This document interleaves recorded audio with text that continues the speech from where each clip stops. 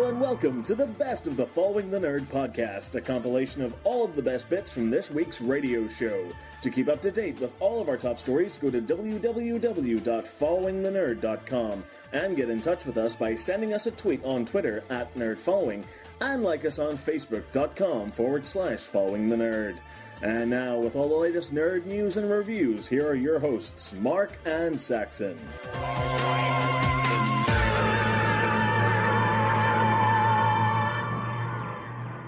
Oh yes. Hi. Yes, this show wasn't going to happen tonight. This show was meant to be a night off. But you know what? We got a message from our guest tonight, and you just don't say no to an interview like this. No, you really don't. You can't. You just don't turn down an interview like this. It's impossible. Yes, tonight we're going to be speaking to the one and only Mr. Charlie Adlard.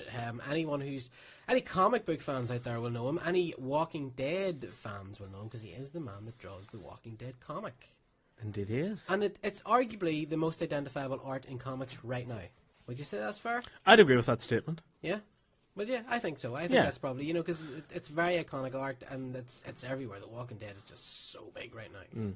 And his art style, it's very unique. Yeah. Because I picked up one of the collected editions not so long ago, as in picked it up in the shop and kind of thumbed through it. And, his style is so recognizable. It's definitive as Charlie Adlard, Yeah, I mean, and it's really, really good. So we can't wait to be speaking to him. We're hopefully going to be talking to him in about the next 10 or 15 minutes. Now, also this week, E3 was going on, the big...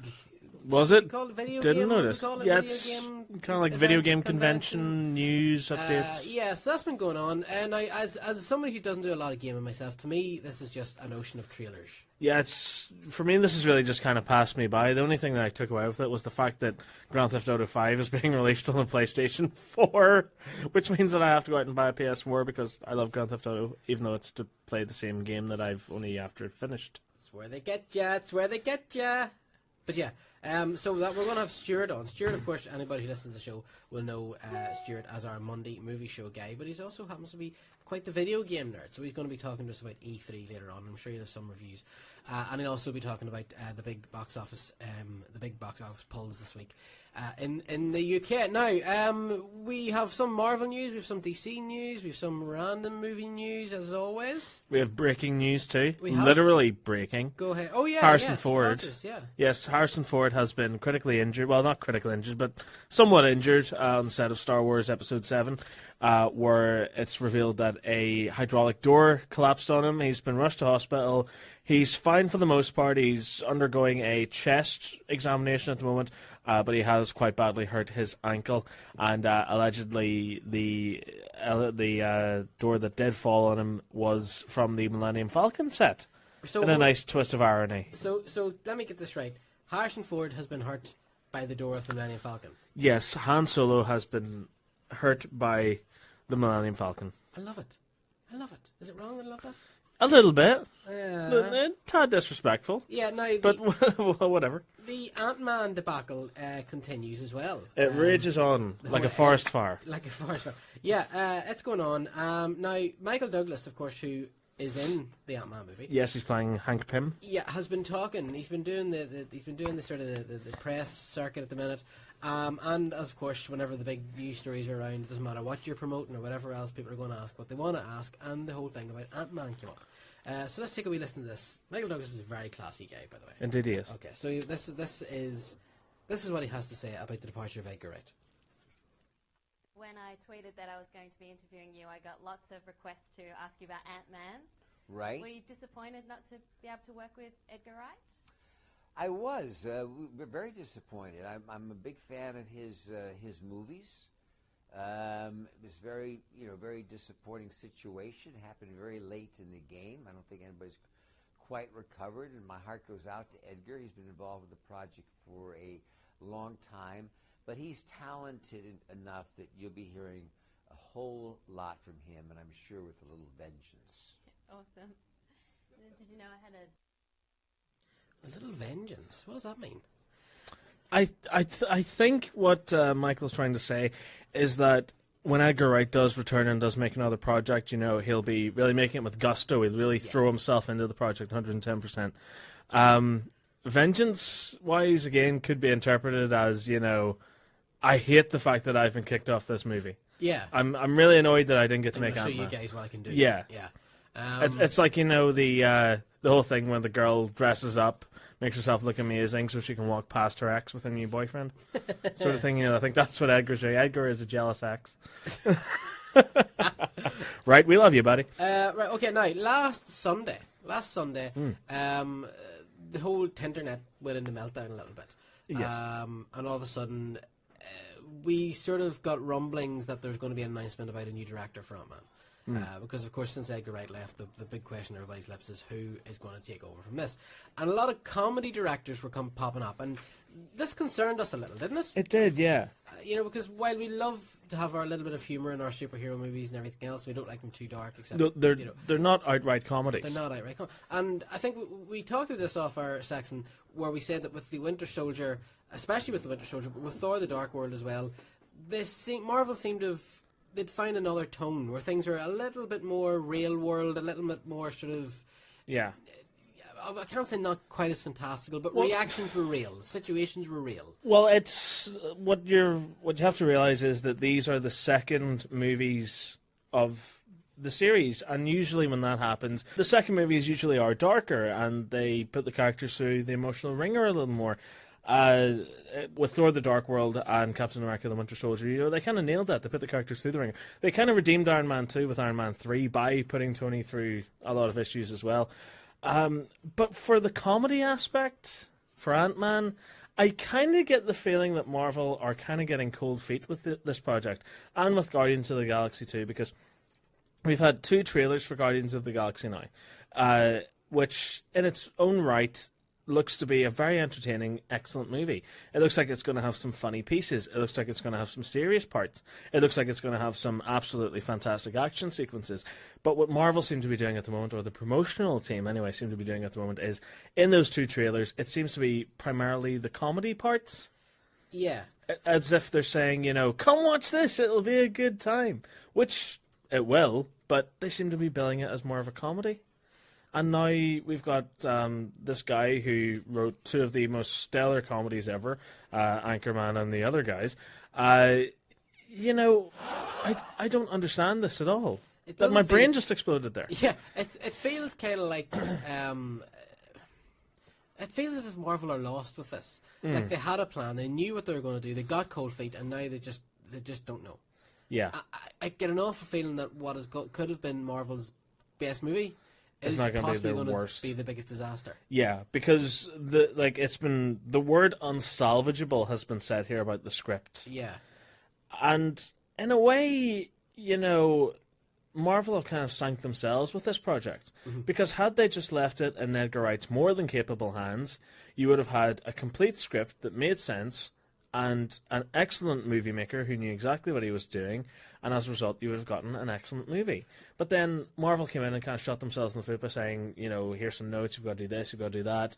And then Edgar, who's a visionary in his own mind, was saying, I don't want to do that. I don't want to conform to your rules, man. I want this to be my own sort of thing. And then worlds collided. Are we seeing here, to me, reading between the lines here, what I'm seeing is that Edgar Wright had a full script. He had a whole story, he had a vision, he had an idea in his head. He did, yes. Marvel were fine with it, and then all of a sudden... They weren't. Whoever Kevin Feige answers to got involved, and they have said, you know what, you need to start putting this in, we want this change, can you move this around, can you make this tie into this, And as the script rewrites went along, everything went a little caca. And I think then what's happened is basically Edgar Wright has said, you know what, I can't do this, and Marvel said, well, fair enough, we'll bring somebody else in. And while it may all have been very friendly and, what-ho and all that, I think this is really bad news for Ant-Man. It is. Now, what we did get is, after all the names that were bandied around, Marvel have officially given the gig to Peyton Reed. Who? Oh, yeah, the that guy. That made Bring It On, Yes Man, and Down with Love. They also released an official synopsis of the movie which says, armed with astonishing ability to shrink in scale but increase in strength, con man Scott Lang, Paul Rudd, must embrace his inner hero and help his mentor, Dr. Hank Pym, Michael Douglas, protect the secret behind a spectacular Ant-Man suit from a new generation of towering threats. Against seemingly insurmountable odds, Pym and Lang must plan and pull off a heist that will save the world. Right. Okay. Well, we kind of knew the heist aspect, didn't we? That we was did, kind yeah. of... And if they're releasing synopsis, they obviously are sticking to the bare bones of what the the plot, idea was. But it concerns me. Peyton Reed, a lot of people are happy about it. Do you know, to be honest, he falls into the right category of previous Marvel directors. Because we've had Jon Favreau, we've had Kenneth Branagh, we've had Joe Johnston. These are kind of a little obscure, little out-of-the-box type of directors, and this seems to match up for me.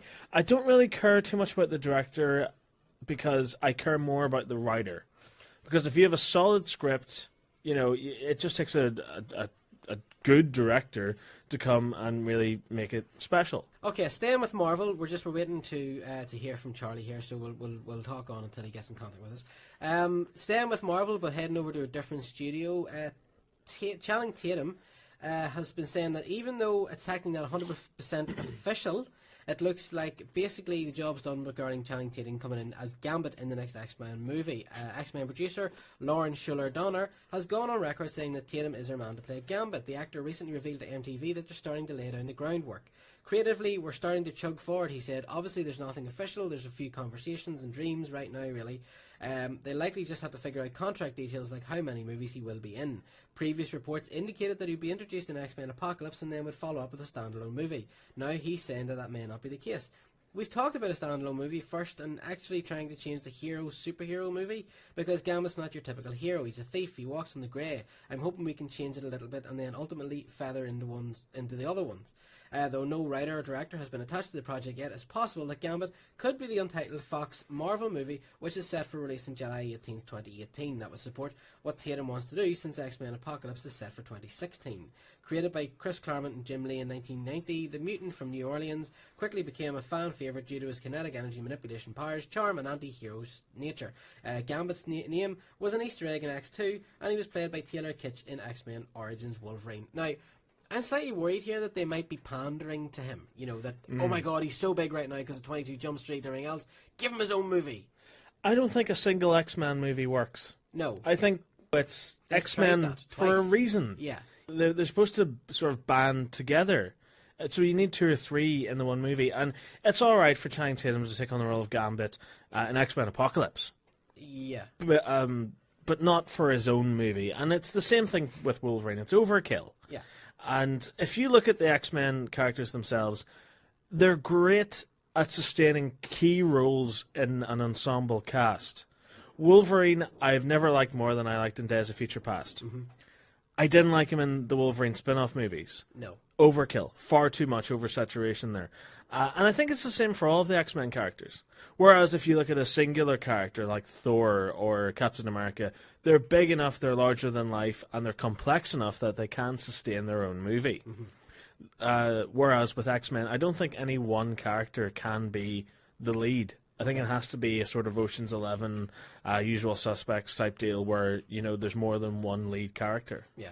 Can I just say, on the build-up, I think we talked about this a couple weeks ago on the show, in the build-up to Days of Future Past, my kids hadn't seen any of the X-Men movies, and we sat down, we started to start, we went through them. Actually, the only one we haven't watched is the last Wolverine movie. Yeah. But we watched them all pretty close together over the space of about a week and a half, kind of one movie a night, sort of, or split over 2 nights. Mm. And you know what, when you watch them like that, in one big sitting almost, Wolverine works okay. It does, it's not as jarring when you watch it in sequence. Which one? The first one. It's dumb. It's not a great It's not movie, a good movie, no. But it works better. It works better when you watch them all together. How did you watch them? Did you watch them in the order they were released? I watched them in the order they came out. I watched X-Men 3, and then I watched Wolverine, and then I watched... well, that's probably why you liked the Wolverine Origins movie, then? Yeah. Because you watched it right after The Last Stand. Can I just say... You didn't think The Last Stand was that bad, yeah. The Last Stand isn't as bad as I remember. And I put it on the Facebook page, and a lot of people agreed with me. It's not... The problem with it is that it was following X-Men 2, which was pretty damn good. But at the same time...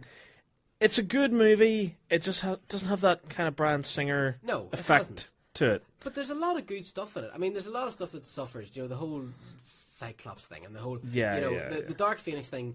Really, it never really got off the ground, did it? And I have a funny feeling you might see that story done again. Well, I think you definitely will. Only better, bigger. Yeah. Days of Future Past, epicness. Absolutely. And interesting little fact. Do you know that had Bryan Singer made X-Men: The Last Stand, Emma Frost was going to be in it? Right. Played by Sigourney Weaver. Really? Yeah. I don't see that. I Well, don't see that. That was originally the idea. I think that would have been excellent. I'm so intrigued to see how that would have turned out.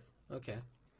But anyway, how do we get on to that? Oh yeah, but what we're saying is a standalone movie. Yeah. You know, I actually kind of like Taylor Kitsch. I thought he was good in the role He didn't do anything wrong. Well, he couldn't really do anything wrong. He was in the movie for 5 minutes.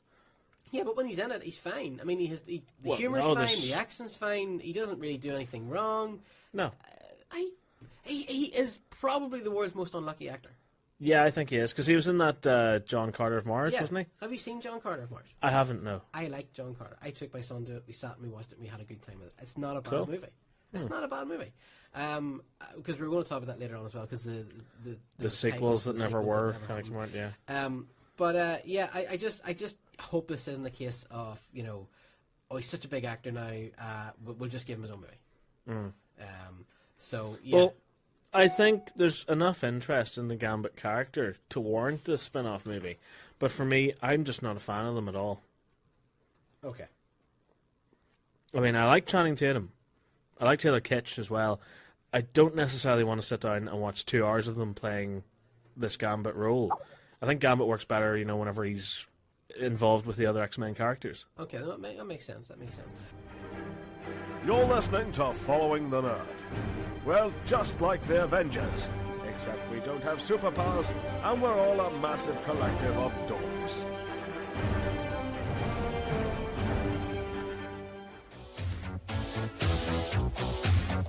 Hi, I'm Laura Summer, the voice of Janine Melnitz on The Real Ghostbusters, and you're listening to Following the Nerd. I put the sexy in secretary. I know that doesn't make sense, but it doesn't have to. Know why? Because I'm Janine frickin' Melnitz from Queens, New York.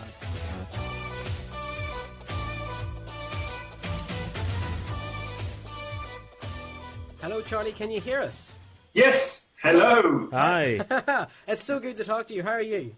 I'm very well, thank you. Jay was supposed to be on the show tonight. He actually he broke his wrist before he came on the show, so he unfortunately had to call it off. But you've got myself and Saxon on the show. So listen, it's an absolute pleasure to talk to you.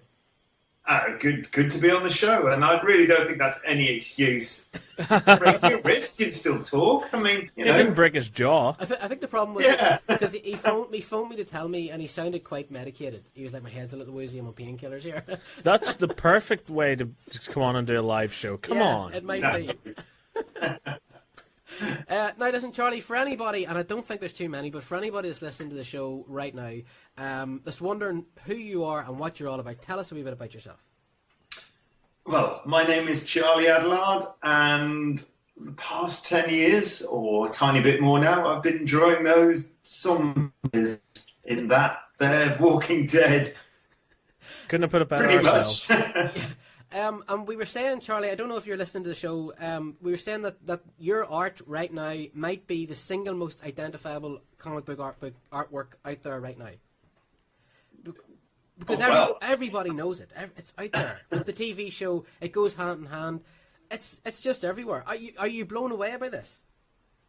I've never really thought about that, actually. not in terms of how you just described it, as in the singular, most recognised form of art. But yeah, well, it could be. And it's I'm very flattered that you think that mine is the most singular recognised artwork. No, I don't sort of kind of think about that too much. I think if I did, I'd just kind of collapse in a heap in the corner of my, studio gibbering wreck, sort of worrying about every single line I put down. I think there's a good advantage to living where I do, which is, in Shropshire in England, which is a very rural country. I live in a county, and I live in Shrewsbury, which is a fairly small town. So it kind of, for want of a better word, keeps me grounded. I hate saying that word because, I was grounded before, so I'm still... But I don't live anywhere near, the sort of the madness, put it that way. I'm nicely away from it. So every morning it just feels like I'm getting up to do what I have been doing for the past 20 odd years of a professional career as a cartoonist. Now, what we'll do is we'll work our way up to The Walking Dead, Charlie, but you started, of course, in one of the great British institutes, 2000 AD. Of course, yes. Where it just seems that all the great writers, artists that are around today, we had a Comic-Con here just last weekend, Simon Bisley was at it, and, it's 2000 AD. Tell us how you got involved with 2000 AD, because it's such an institution.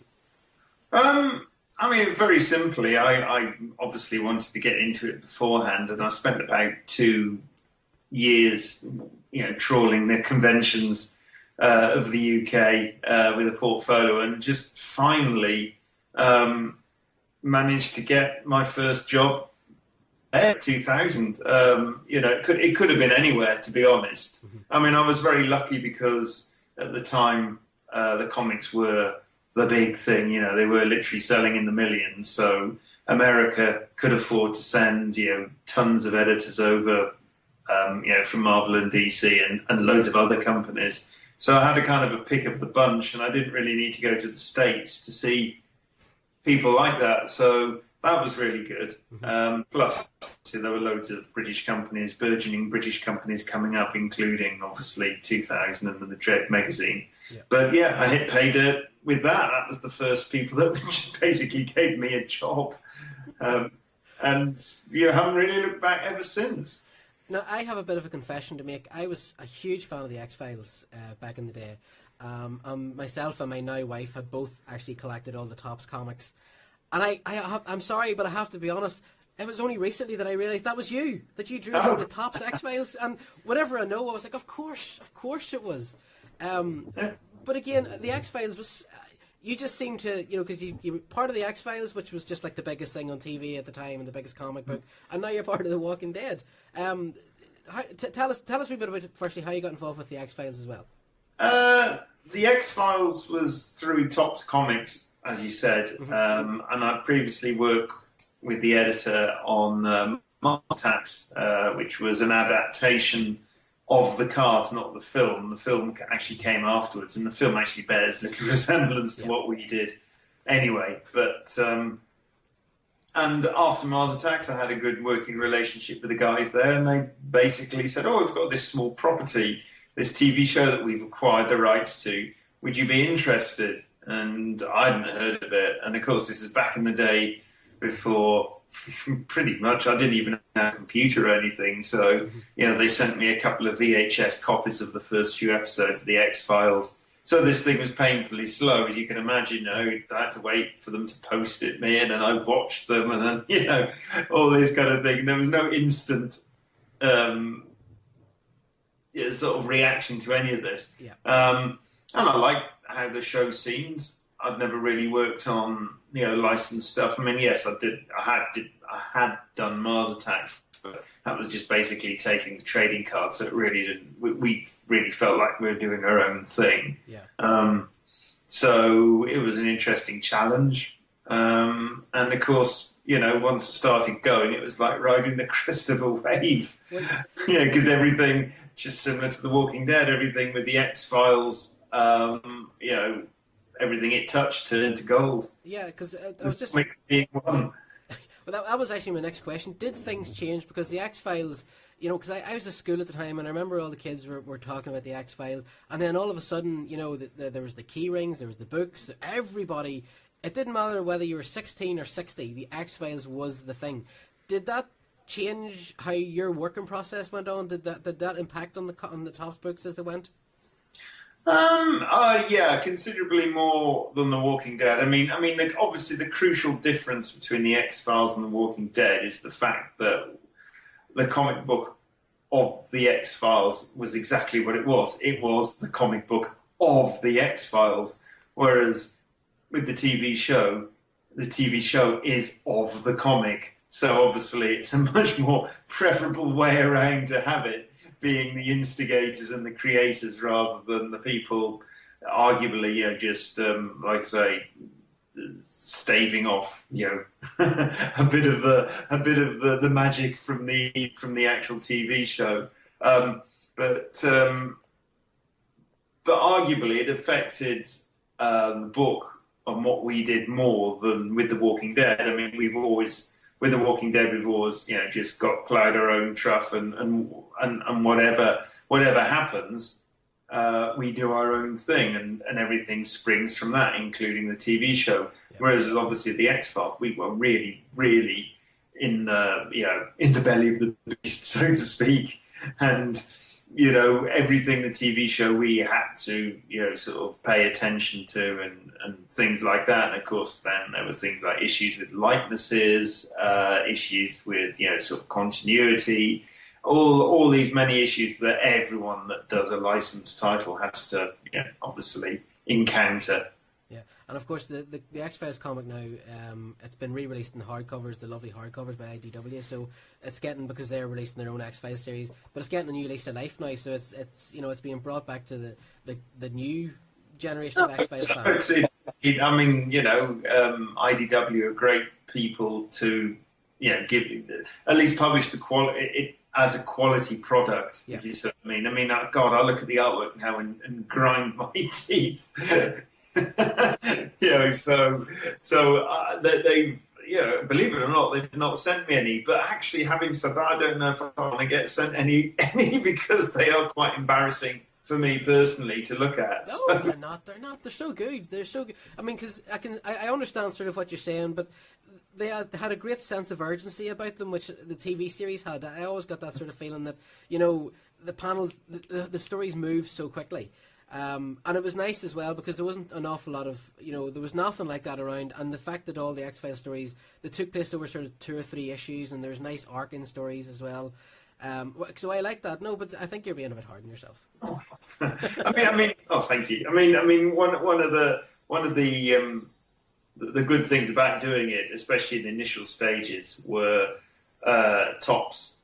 They basically got me to do the atmosphere of the show. That was their reasoning, because I completely turned to them and just said, you do realise I'm not a likeness artist. And they said, no, that's fine, we've got you to do the, to sort of like get the atmosphere. Yeah. And I was absolutely more than happy to do that. It certainly suited my style. It was, obviously a realism set, sort of dark. I hate to use the word horror because, I don't want to pigeonhole myself, and it wasn't horror, obviously, but, it had that atmosphere anyway, which I was obviously quite good at doing. But I mean, by your own admittance, you by saying you're not a likeness artist, but there was a lot of Anderson and Duchovny in there. There was some frames were so like them, it was great. Because even to try and do the artwork for the show tonight, I was trying to get images of it, and I found one image called Super Mulder, where Scully was holding like a baby and Mulder was sort of swinging around dynamically, and it was perfect. It was just David Duchovny. So again, I think you should be giving yourself a bit more credit there. I know, I appreciate that. I mean, I did try. I did try and get them right. I mean, we were very blessed. I know this might sound slightly disingenuous, but we were very blessed by Gillian Anderson and David Duchovny not having image rights to the comic, so we didn't have to go through them, which was probably a good thing. So all we had to go through were 2 other companies after Tops, Chris Carter's production company, filming in Vancouver, and 20th Century Fox. So the cooks and the broth and everything were kind of reduced, which was quite a good thing for the production of the comic. Now, let's jump, because I know you're pressed for time. Let's jump forward now to The Walking Dead, which, as we've said already, it's such a big thing. It's it is. It's actually not unfair to compare it to the X-Files now, because it's one of those things that it's just become part of it's part of the zeitgeist now. Because even my son, he's 8 years old, he doesn't watch it, but he's aware of it. He's aware of The Walking Dead and the concept of zombies and everything else. but it just exploded because I had started reading the comic before the TV series came along. Because Mark's a hipster. Because, it happens. It happened with Friends, happened with The X-Files, happened with The Walking Dead. But it's just... Why do you think it has taken off so well? Because, it's such a good story, but it's just phenomenal. It's so big. Why do you think it's taken off so well? It's $1 million question, isn't it? Even more expensive than the $64,000 question. It's the $1 million question. Yeah. It's just one you can't answer. I always answer it. Basically, it's blind luck. I really do think it's been in the right place at the right time. Somehow we managed to capture the public zeitgeist more than anybody else. I firmly believe we're not the best book out there. I don't think that. I don't think, there's lots of things I could easily damn us with almost. Yeah. And I could almost, keep backing out of the reason why, we are so successful. But, it's one of those things I just can't explain it. It does help that Robert tells a good story, and it helps that I can draw quickly enough to do a monthly every time and get it out there every month. But yeah, there's something else beyond that, because loads of people can do that. Yeah. So, but there's a human story, and it goes back to the Romero days as well, where it's not just about the zombies and the gore and the horror. It's the human story at the element of it. Yeah. That's what interests me more so than the zombies. When it's a story I've told many a times, but when Robert first asked me to do the book, and he said what it was, my initial reaction was, I don't really want to do zombies because I'm not a particular zombie fan. I don't dislike them, but I'm no more a zombie fan than I am of any other sort of particular sort of genre or anything like that. So just so happened that Robert caught me in between jobs. Obviously I read the script afterwards and then saw that this was better than what a lot of that sort of stuff was, if you see what I mean. The thing with Robert's scripts is they are a grower. It's not an instant hook. Yeah. The Walking Dead itself is not an instant hook. You can't. It's not that sort of Hollywood high concept you can explain away in a couple of sentences and that everybody instantly has the series totally in their head. Yeah. So. It was just one of those things. Sorry, I lost my track now. Where were we? Off on one then. With the TV series coming along, because as I say, I read the comics first. It was actually a friend of mine at work, and he had the collected volumes, and he gave me one to take home, and I read it, and it was like crack cocaine. I needed to get the next book, But then what happened was when the TV series came along. For the first few episodes, I was sitting watching it, and I was like, that's not what happened. And I don't like that they've done this, and they've changed that, and that's not... do you watch the TV series? Do you, can you separate the two? Are you a fan of the TV series? Oh, totally. But it is, I am the worst person to show... Well, I suppose Robert as well. We're the worst people to show something like that too, because we're so obviously close to the source material that as soon as somebody starts showing us something else and you're sitting there thinking, but this is coming next, and it's more sometimes with the TV show it's more like you want it to get to the next bit because you know what's coming. So when they do deviate and things like that, it's slightly frustrating, but that's only because I know I'm close to it and I know what's next. And but having said that, I applaud it for doing something different, because in the end, I think if it did do everything exactly like the comic book, it would be it'd be basically boring, and I don't think it would have the shelf life that is enjoying now. Yeah, well, the TV series, because the one thing, because I remember watching the TV series and they started to introduce the idea of the storyline with the governor.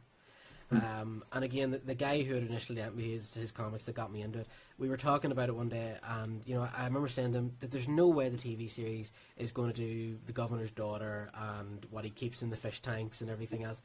And then they did it, but then I felt that they kind of chickened out a wee bit with the governor towards the end. They watered the character down a wee bit, so it does keep you on your toes. They do what you're, because I was sure they weren't going to do the daughter storyline, and they did it so well.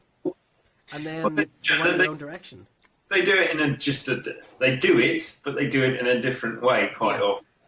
All the elements are always there, and they're kind of mixing them up as well, which is quite interesting, obviously bringing in different characters at different points, keeping certain characters alive, keeping certain characters dead, that are the opposite in the book, things like this. But then you'll suddenly get an episode like season 4 with Carl and Rick in the house, which is almost feels like it's been torn, scene by scene from the comic. Yeah. So there are elements you suddenly sort of sit up and go, whoa, that they're still reading this thing. Yeah. It's not like they've completely abandoned it and just going off on their own. And the introduction of Abraham and Rosita and Eugene, the pose they almost it was directly by the beginning was it straight off the cover. So they are doing some nice little homages to what we do, which is great. It keeps the magic alive. It makes you sort of tingle with excitement when you see stuff like that. Can I just ask? You probably get this question all the time. In fact, I know you get this question all the time, but it would be remiss of me if I didn't ask. Do yourself and Robert, is there an end game? Do you have that final frame? Do you know what that final frame is? Well, there's always been an end game. Yeah. I don't think I know what. I haven't really thought about what visually it would look like. We haven't talked about it for a long time. Mm-hmm.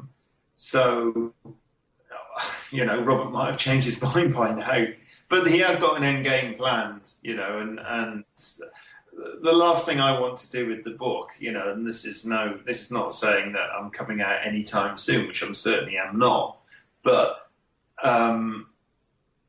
I don't want to go out with a whimper. I want to go out with a bang. The last thing I want to see of the whole franchise, not just our book, but is it just to fade away like so many things do? I'd rather do a Breaking Bad that way and go out at the top of our game and end it before everyone starts losing interest. Yeah, no, that's fair.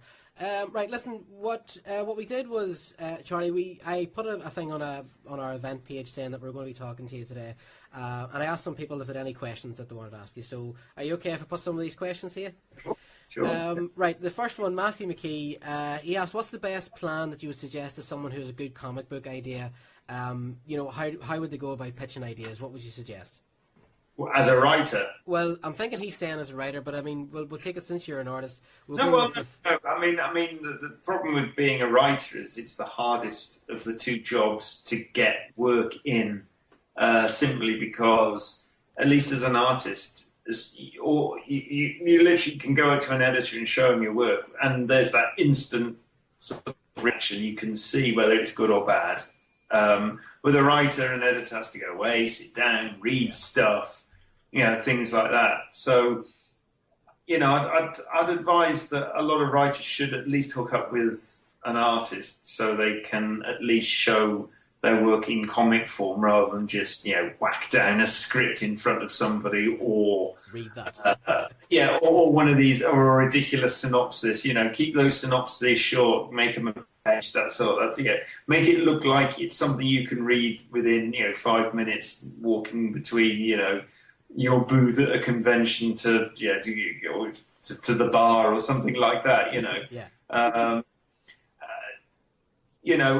would advise writers and artists, everybody who wants to get in the industry, I still think it's worth meeting people rather than, whether you're sending them stuff via email or whatever. I think it's still worth, to coin the cliche, pressing the flesh and seeing these people, face to face, because that's where you get the best reactions. You don't, in this day and age where you can put a comic up online and invite people to come and see your comic. Are you going to actually get the right sort of people to come look at your comic if you want to make it in the industry? I don't know. It's all very well you can get it out there, but I do still think the actual physical meeting people is probably the best thing you can do. Okay, now Stephen, who's actually here with me in the studio, because Stephen wasn't meant to be on the show tonight, but he had asked, do you want to ask it yourself? Yeah. When drawing some particularly gruesome scenes in The Walking Dead, do you draw based off human anatomy? Do you research what the body would look like if it was torn apart in a certain way? Or do you take artistic license and draw whatever looks the most dramatic or horrific? Bit of both sometimes. I mean, sometimes deadlines dictate that it's just purely from imagination because just haven't got the time to spend researching. One interesting story was when we spoiler alert, everyone that hasn't read all of The Walking Dead, was when Carl gets his half his face shot off. My initial reaction to that with Robert was, are you sure this is survivable, especially in the universe of The Walking Dead, where there isn't obviously a bells and whistles hospital just down the road. So Robert had a good old look for sort of facial wounds, and he told me, he said, I was going to send you some research, but the stuff I was looking at was so disturbing, and the websites I was going into were getting increasingly more dodgy, that I basically gave up. So you're on your own. So I was like, oh, thanks for that. Not really wanting to look it up myself. So I did actually wing that one. Yeah.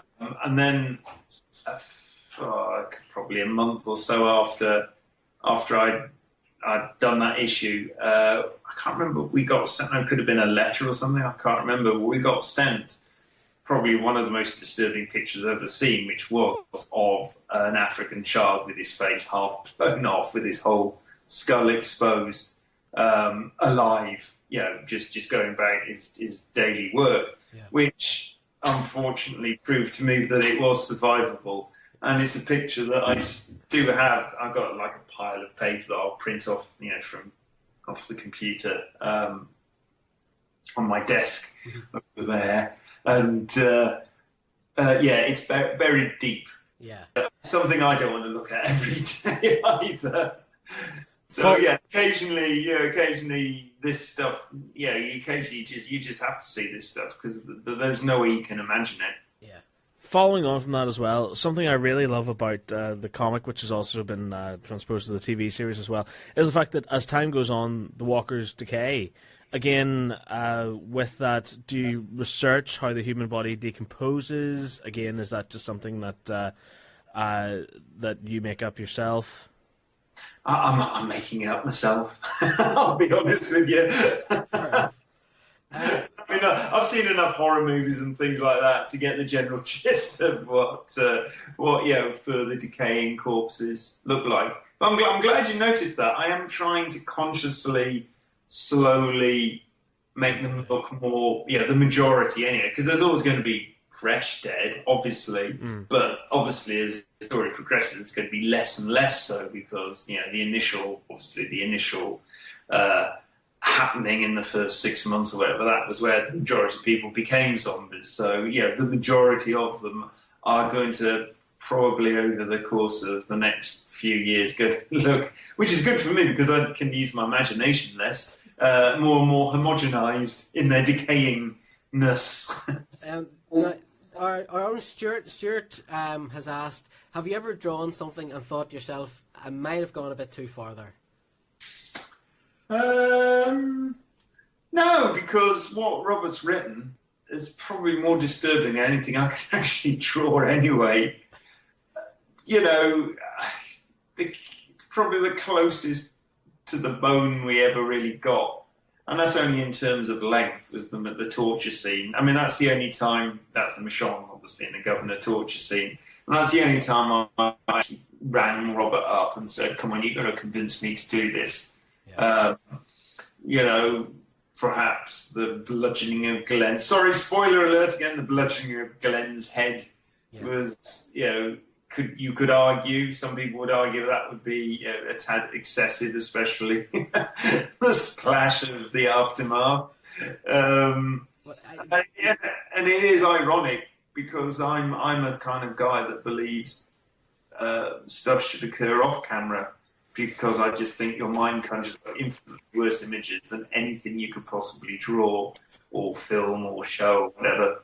Well, I have to say, The Walking Dead is the only comic, and I'm going to just say this to you, that I have closed and went, right, I can't read any more of this, I can't, because I was so traumatized, and it happened 3 times. It happened, the first one was with Carl, which you were saying, no, sorry, the second one was Carl, the first one was the baby, Rick's wife and the baby. That was the first one. I was like, right, no, I'm done. I can't read any more of this. So then I sort of, I did the thing where you peek at the pages and then you start reading again, and then we moved on a bit, and then Carl got it, and then with Glenn, honestly, Glenn, I actually felt ill with the Glenn piece. So, and I'm telling you that's a compliment, because it shook me to my core.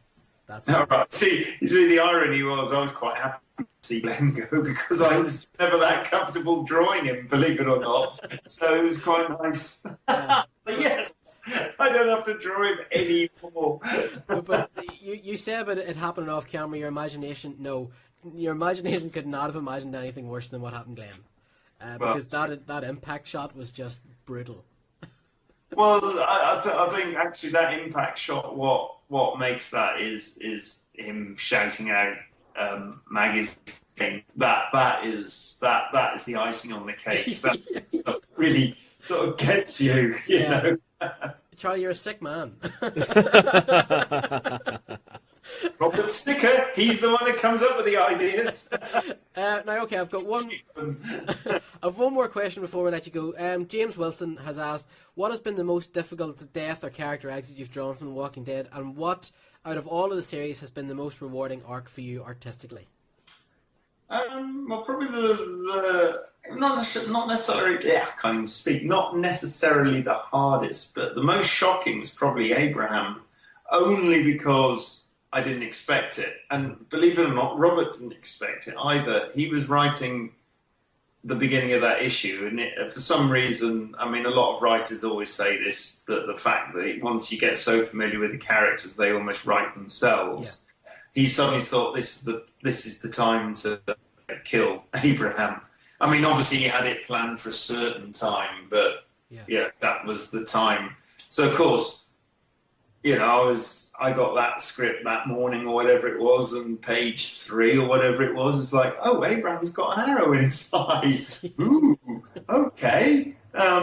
Because major character going out in the middle of an issue like that, is completely unheard of.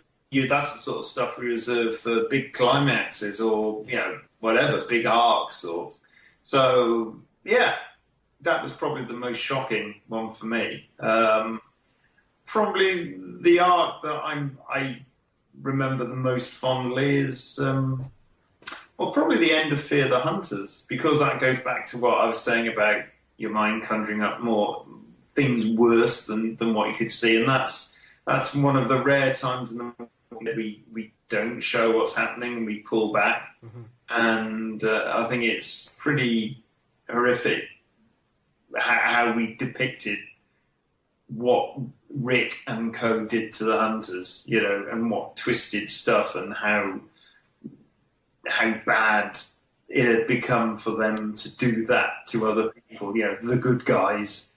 And it was all seen through the eyes of I forgot his name now, the priest. And it was just a really good way of finishing it.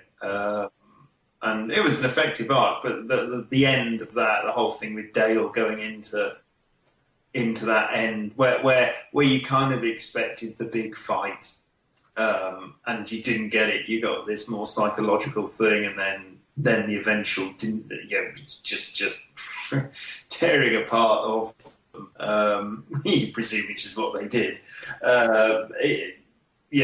Very powerful stuff. Now, can I just quickly ask you? I'm going to let you go now, Charlie, because I know you're very busy. One thing I'm wondering is, with the current all-out war story going on, how far ahead are you right now? Do you work a few issues ahead? How far ahead are you than what we're seeing on the shelves?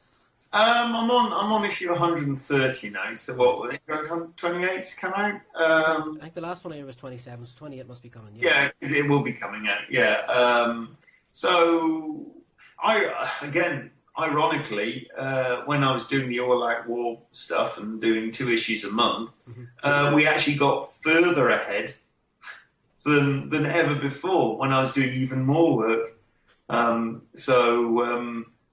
I mean, I was really badgering Robert to get me pages because I kind of wanted a month off afterwards just to do my own for a bit, and I kind of needed it as well because it just felt like intense Walking Dead. Yeah. And I needed kind of a break just to do something else, and then I could sort of recharge the batteries. And what a perfect way to recharge the batteries, which was to leap. Spoiler alert again, leap. 2 years into the future, because it does feel like I'm drawing almost a different comic book again, which is brilliant. It has really kind of rekindled the enthusiasm. Yeah, and it's set up a really interesting dynamic now between Carl and, is it Negan or Negan? Because I've always said Negan. I would imagine it's Negan, but I think Bert calls him Negan. I can't remember him calling him Negan. So yeah. But there's the interesting dynamic set up between the two of them now, which I have to say piqued my interest. I'm interested to see where that's going to go. Yeah. I'm looking forward to a lot of really, really good character stuff. Yeah. And like I say, The Walking Dead, it always will be like that. In the end, you can only do so much with zombies. Yeah. You know what I mean? I'm not saying we'll never have zombies in it again. Obviously, far from it, and they're always there. There's this threat, but we just have to think of more inventive ways, to use our zombie friends. Like I say, the strength of the book is in the characters, and that is, where hopefully we're going to aim for, especially in the foreseeable, definitely, that things are good. Well, listen, Charlie, before I let you go, for anybody that's listening to the show right now that maybe, hasn't got into The Walking Dead and likes the sound of it or whatever, is there anywhere online that they can check out your work or sort of keep up to date with what you're at? Yeah, well, I'm on Facebook, so obviously that's obvious. But it's not like a personal page, it's just a fan page. But I update it very regularly. And I also have a website, charlieadlard.com, and I like to... I try and update that as much as I can as well. There's plenty of people I notice who get a website and then they end up doing Twitter and Facebook, and the website ends up looking like some dust, some sort of virtual dusty relic sat in the corner. No, I don't want to do that. I want to make it, as vibrant. I don't know if that's the right word, but I want to keep people coming back to it. So there is news posts, but I tend to sort of put the more important news up on the website, the more bigger news, because I just don't have the time to do that every day, whereas the Facebook stuff is a bit more regular. So yes, I have a presence for a non-technical person like myself. The website's great because I was checking it out the other day, and I love the follow the eyes idea. I think that's really cool. I like that. Yeah, well, I was a bit worried because not many people put one of those sort of initial pages on before the homepage and things like that. And I was always worried that people might get put off because it just seems a bit too complicated even before you see anything. No, it's good. It's a great site. I love the idea of it. Well, listen, Charlie, we'll let you go. Listen, thank you very much for taking the time to come on the show tonight. It's been a pleasure talking to you. And I was going to say we wish you all the best for The Walking Dead, but I think it's firmly established as pretty big right now. But for the future, we just hope it keeps going because it's so good. It really is. Well, thank you, guys. It's been a pleasure talking to you. Thank you. Listen, Charlie, have a great night, and we'll talk to you soon. And say hello to Robert for us as well. I will. All right. Cheers, guys. Thank you. And ask him to go on the show. Yes, exactly. Tell him we want him on the show. Listen, Charlie, thanks very much, sir. Take care. It's always nice to talk to somebody. It's part of something so huge and so down to earth. It's so great, yeah. It's so down to earth. He's sitting over there in the old black country in England. I used to be there in Wolverhampton, not too far away. Yeah. Because you kind of think, don't you, he's drawing The Walking Dead as such a big thing. He's obviously in LA or something. Yeah, you do. You Yeah. think of the palm trees and the blue sky, don't you? And he's sitting there. England somewhere. Yeah, you kind of imagine him. He's got this kind of studio apartment place, big open window that's looking out onto a beach. Or New York skyline or something. Yeah, and he's sitting there working away on his little cartoons and his little comic book. But no, he's chilling out. Green fields and, you know. Yeah, I love that. I think that's really, really cool. Hi, this is Ashley Eckstein, voice of Ahsoka Tano on Star Wars The Clone Wars, and I follow the nerd.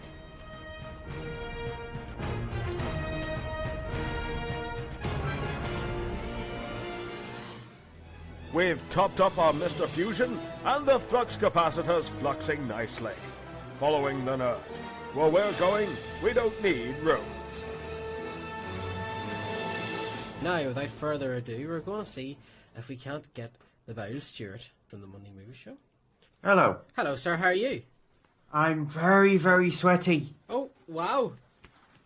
Not in that way. It's really warm. It is really warm. It's very, very warm in here as well. We've got the window and all open, so we apologise for any background noise. But yeah. No, it's really warm. I mean, it's almost like the summer's here or something crazy like that. Yeah, it's like it's June or something. I know we're not used to this kind of heat, No. especially me with being a ginger person. I can't stand the heat. Ginger. Are you ginger? Stuart, Yes, I mean, I am. I've seen your pictures. You don't look mad ginger, like. Yeah, I am ginger. If you see me with a beard, which I've got right at the moment, yeah, I look like the Scotsman, the mad Scotsman. Okay. No offence to Scottish people out there, Yeah. but I do. So, are you ginger or ginger? Ginger, I don't care anyway. I'm a ginger, I'm a ginger, who cares? It's only a hair colour. I have a soul and freckles. A South Park reference. Okay, right. Mark looked a bit confused there. Yeah. Without further ado, have you anything you want to add before we jump into the top 10? Just the fact that coming out of E3, a bit of movie-related news is that there's going to be a Sonic the Hedgehog film. Yes. Yeah, live action film. How Yeah. the hell's that going to work? CGI/live action nightmare. Yeah. Paint the hedgehog blue. Nightmare fuel. I wish they actually would have went with CGI because they released a Sonic the Hedgehog sort of film a couple of years ago called Curse of the Werehog. Right. It was a Halloween film. It was only on for about 10 minutes and it was brilliantly animated and it was quite creepy as well and it was handled very well. So I was hoping that they would have went down that route. Right, okay, let's get into the top 10. Yep. At number 10, it's Bad Neighbors. As I keep saying, it doesn't get funny until the last 10 minutes. At number 9, it's our first new entry of the week, Grace of Monaco. Yeah, nobody seemed to want to have seen this movie neither because it got absolutely panned at Cannes. The critics, after they came out of the film, just hated the movie. It's from the director of Diana. Yeah. So that didn't go down very well neither. That got really badly panned last year. And so, yeah, all he seems to concentrate, the director, is on everything that the character itself, so in this case, Grace of Monaco, he doesn't concentrate on her real life or exactly what she did with her life. He just concentrates on his idea of her life. He did exactly the same with Princess Diana. He doesn't concentrate on what she did in her life. He concentrated on his ideas of the way, his interpretations of all the news stories about her. So it's his version of what he sees. And the film itself, as that's the case, is just tailored to him, and that's it. At number 8, it's Postman Pat. Postman Pat, Postman Pat, and his black and white cat. Robot Postman Pat. That's more entertaining than the film itself. Hey, okay. At number 7, it's another new entry, D-Day, 70 Years On. Obviously, this was to note the 70th anniversary of D-Day. It was just a documentary that was streamed into, I think, something like 250 different cinemas, just on D-Day itself. And as I keep seeing, these live events that are getting streamed now seem to do pretty decent just from one day's takings. I think it all started with Doctor Who 50th anniversary. And since then, we've had a steady stream of them all just finding their way into the top 10 because they do really good money. At 6, it's Godzilla. Very good for the first half an hour. After that, it's a bit average, to be honest. Coming in at 5, it's A Million Ways to Die in the West. nowhere near as funny as Ted. It has its moments every now and again. Seth MacFarlane, he's okay, but I don't think he's the funniest thing about the film itself. That has to go to Neil Patrick Harris. Actually, the supporting cast around Seth MacFarlane outshines him, and they shouldn't. He should be the main crux of the film itself, because it is based on his character, not the supporting characters. And I think the supporting characters come better off than he does. At 4, it's Edge of Tomorrow. Very good science fiction film. Live, die, repeat. That's the crux of the movie itself. It just follows that all the way through the film. You would think that it would get repetitive, but the way the director actually handles the movie, it's quite entertaining. The ending is terrible. It just does not feel like it's attached to the film itself. And I think, in my opinion, the film itself thinks that it's too smart. It thinks it's really smart when it technically isn't. Taking the 3rd place, it's X-Men Days of Future Past. I think we're all in agreement with it that X-Men Days of Future Past is a really good film. Sounds good. At 2, it's Maleficent. Yeah, it did brilliantly enough to get into the number 1 spot last week. Dropped down to number 2. It did exactly the same in the US box office. Dropped down to number 2, but that was from a drama, The Fault in Our Stars, which managed to knock that off the top. It's decent enough. Maleficent, who's played by Angelina Jolie, she's fantastic in the film. Everybody else feels a bit one-dimensional. At number 1, it's our final new entry of the week, 22 Jump Street. Yeah, people think that I don't have a funny bone, so why the hell did I laugh my bottom off with this movie? I did a really rare thing, and that's I laughed out loud while watching a movie in the cinema. I don't do that. I normally just snicker to myself or laugh very quietly, but I laughed out loud at one scene, which I sort of spoilt it on my show, and Andy, you'll probably shout at us again if I mention it again, but there's a scene in the film involving Jonah Hill and Channing Tatum's character. Now, obviously, it's based on those two characters, but it also involves Ice Cube as well, so you can sort of get where it's at. Is this the scene the right mocking after scene. You find out something that's happened with Jonah Hill's character and someone else who's related to someone's character? Well, this is a great radio, guys. The two of you trying to not describe a scene. Yeah. I'm hearing great things, Stuart. Anybody I know that has seen it has said it's really, really funny and it's really good. Yeah, I definitely second that. It is really, really funny. It's up there with it's on par with 21 Jump Street, and I love 21 Jump Street. I thought it was a really funny film, and this is practically the same. The jokes, at times it slows down a little bit, but you can't have it constantly funny for the entirety of its running time. You need a bit of breathing space, and it's just Channing Tatum and Jonah Hill together. They play a brilliant duo, and the way Phil Lord and Christopher Miller do the ending, because the credits is just brilliant. Also, the fact that you can tell they don't want to do a sequel, so they just to go up to like 40 Jump Street, and they've gone from everything being in dance school to being in space. So they just parody every single kind of movie out there in their closing credits. And so I really want to see those movies. That's the problem, though. A few people have actually told me that there's some good gags in it that 15 minutes later you're still sort of tittering at. Yeah. That they stick with you. Yeah, because I saw it last night myself, and I think it's because it's so willing to poke fun at itself. Yeah. There's a great sort of, you know the way in movies you have the standard setup and payoff? Well, if you've seen the first movie, you've seen 21 Jump Street, you'll know that Channing Tatum takes a bullet for Jonah Hill. And Jonah Hill is just throughout this movie constantly trying to, pay him back and take a bullet from him. And then there's a scene where he tries to do that, and it's so funny. Okay. Yeah. I'm really looking forward to seeing it. You have to see it. It is the funniest comedy I've seen in a very long time. Okay, right. What's happening next week?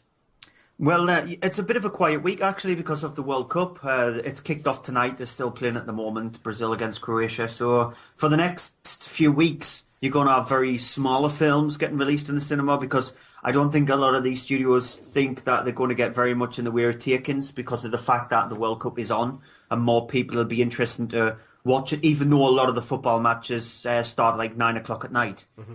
So I don't get where they're coming from on that instance. But when it comes to new releases, they're very small films. Oculus, which I gave you my thoughts on it last week. I thought it's a decent enough film. It's very low on its scares. The acting is very good in it. It's got a very twisty, turny kind of storyline, but it's slightly too complicated in the storyline, and it tries to do a bit too much without giving us the scares which was needed. There's a few really decent gory scenes in the film as well.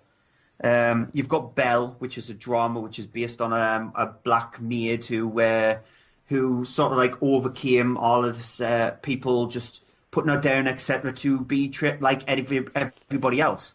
And then you've got Devil's Knot, which is it's got Dane DeHaan in it, Reese Witherspoon, Colin Firth, and it centres around 3 young children who were supposedly murdered in an occult kind of satanic rituals form by these 3 teenagers. And it's just about the trial of these 3 teenagers and did they do it. Now, I've seen Devil's Knot, and it's not very good, to be honest, because the way that the film is very one-sided. It's very on the side that these 3 teenagers did do the murder. They did kill these 3 little kids. And it's only until you get to the end of the film, when normally with these movies where it's based on a true story, you always get what actually happened to the people on the end of the film in text form. And it's only until the end of the film where you find out the other side of the story. And so in that case, it should not be like that. When you've got a movie that's based on true events, it explains both sides of the story so you can make your mind up yourself what went on. That's not the case with this movie. The acting is okay. Reese Witherspoon, she doesn't get very much screen time, and she plays the character well. Colin Firth's character is completely useless. It's just, he doesn't even belong in the film. He doesn't do very much. Dane DeHaan only crops up every now and again in the movie. The acting, like I said, is okay. It's just a very misjudged, misstepped film. There's a documentary based on the events of this called Paradise Lost, and it was a 3-part documentary released in 1997. I highly recommend people watch that over Devil's Knot.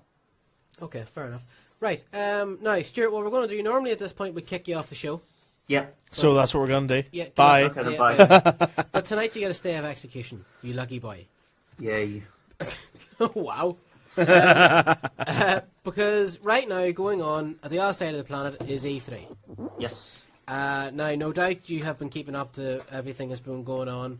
What's been happening so far? What's the big news? What's the big draws? Well, with E3 in the first, you've got the way they actually do it is day 0. You would think that it's like a zombie epidemic or something like that. On the first year, it's 2 big press conferences and then 2 small press conferences. So you've got Microsoft's and Sony's, and then you've got EA's and Ubisoft's. And on the second year, you normally have Nintendo's, but Nintendo didn't do a press conference this year. They did a Nintendo Direct like they did last year. So you get the press conferences, and then the show floor gets opened up to all the press so they can walk around and have a little play around with the games.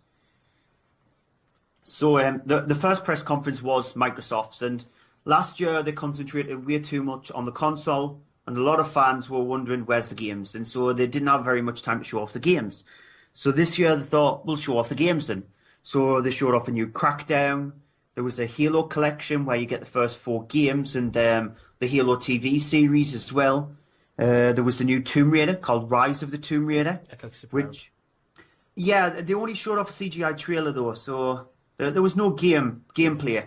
So it was only a CGI trailer. Also, they kicked off with Call of Duty. They've been doing that for years now, opening the press conference with Call of Duty, showing it off, and to me it just looks terrible. It's Call of Duty in the future, and it looks terrible. They showed off Fable Legends, which is a 4-player co-op Fable game, which again looks terrible. They showed an add-on for Dead Rising 3 called Super Ultra Dead Rising 3 Arcade Remix Hyper Edition EX plus Alpha Dash. Right, that's just slips off the tongue, doesn't it, really? Yeah, what they've done is they've taken characters from all the Street Fighter games and other Capcom games and put it in some DLC for Dead Rising 3, and just, it's an insane, over-the-top, hyper-realistic zombie mashup. So you just watch the trailer, it looks insane. What game should have been. But my picks of Microsoft press conference was a game called Sunset Overdrive, which is by Insomniac, who made the Ratchet & Clank series on the PlayStation 3. They've gone and made an exclusive game for Xbox One. And it's just one of those kind of games where you could put on for 20 minutes and have a lot of fun with. It's just all about the fun rather than being realistic. It's over the top, hyper violence, and it looks a lot of fun. And the other game is a little indie game called Cuphead.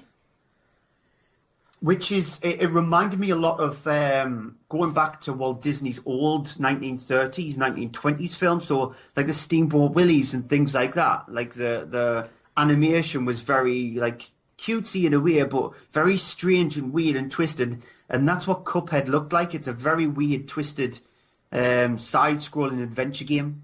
It just seems that with all games now, they either have to be sort of, there seems to be three different types of games. One is the hyper-realistic, Tomb Raider kind of thing. The other is the Final Fantasy kind of thing. And the other is little grotesque pink cartoony characters running around. All games seem to just be variations on those now.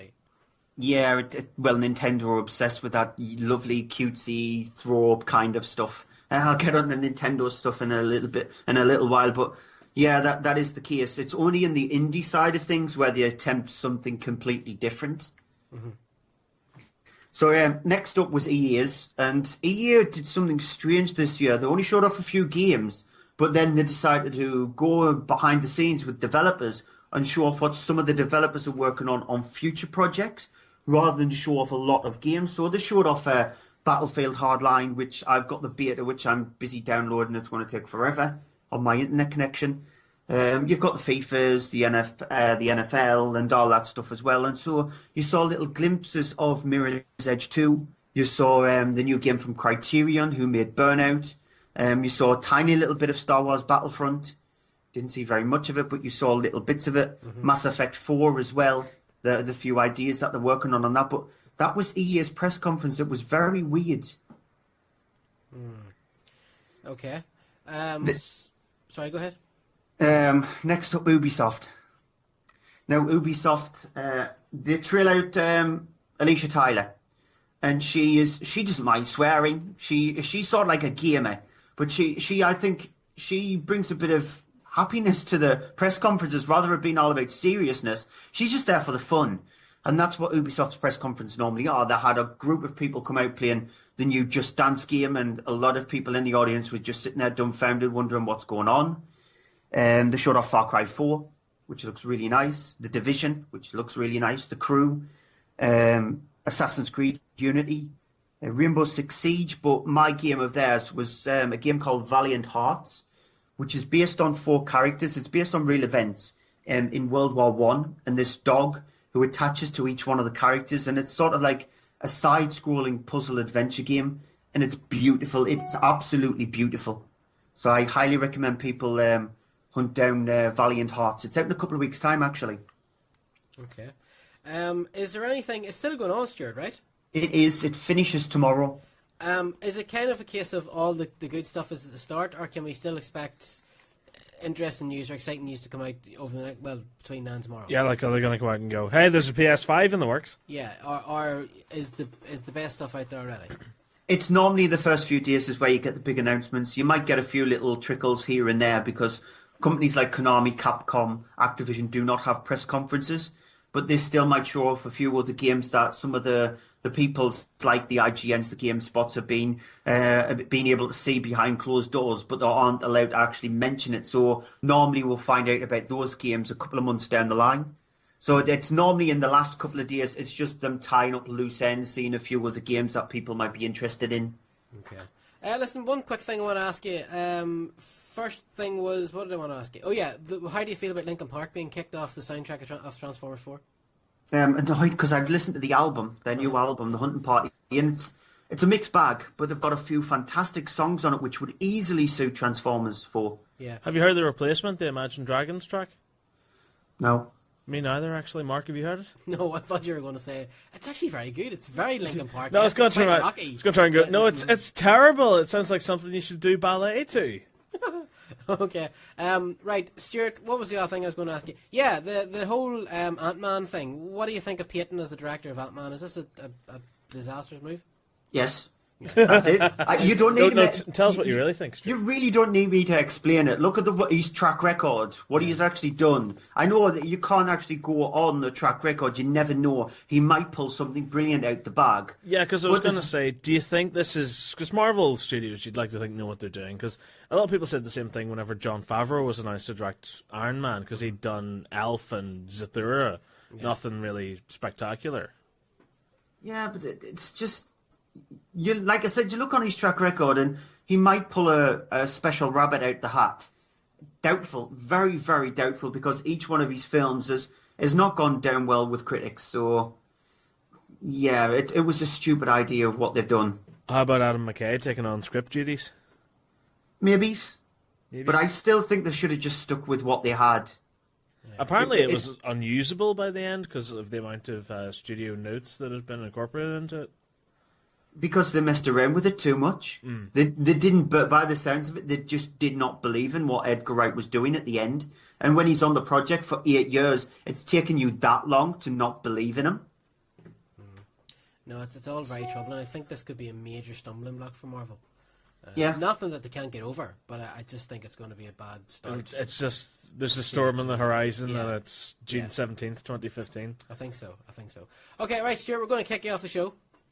Okay, can I just quickly mention No, Sony you can't showed go up away. with the Charlie No, that's You it. didn't give me a chance to say Sony and Nintendo stuff, so All right, sorry, if okay, anybody out there is listening interested in Sony and Nintendo stuff, check out followingthenerd.com. There'll be E3 stuff on the site there. There'll be more information on I them. feel bad now. I'm sorry. No, it's fine. No, It's fine. please. I'm done. I'm out of here. Go on. But definitely check out followingthenerd.com, because the stuff that's been coming out from E3 from the people who's been posting up stuff on there is of high quality. Thanks, Stuart. That was so Stuart. heartfelt. But I know. Kick me off your show, will you? Listen, Yep. anybody that wants to check out your Monday Movie Show podcast, where's the best place to get you, or follow you on the internet? Followingthenerd.com. Oh, right. No, my website, mondaymovieshow.co.uk, or me on Twitter, Cryptic Tadpole. Cryptic Tadpole, gotta love it. Stuart, listen, until next week, may the force be with you, sir. Talk to you soon. Catch you next week. Thank you. Bye-bye. Bye. Farewell.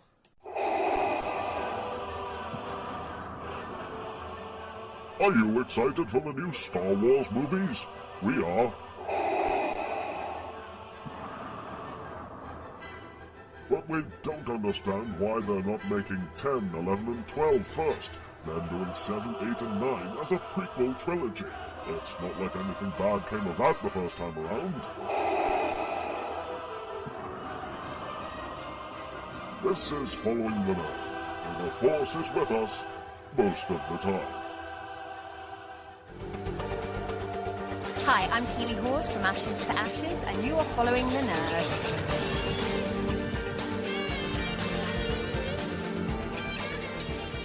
Hello, Ruth. Hello, What's the Mark. crack? Not a lot. Okay, breaking news.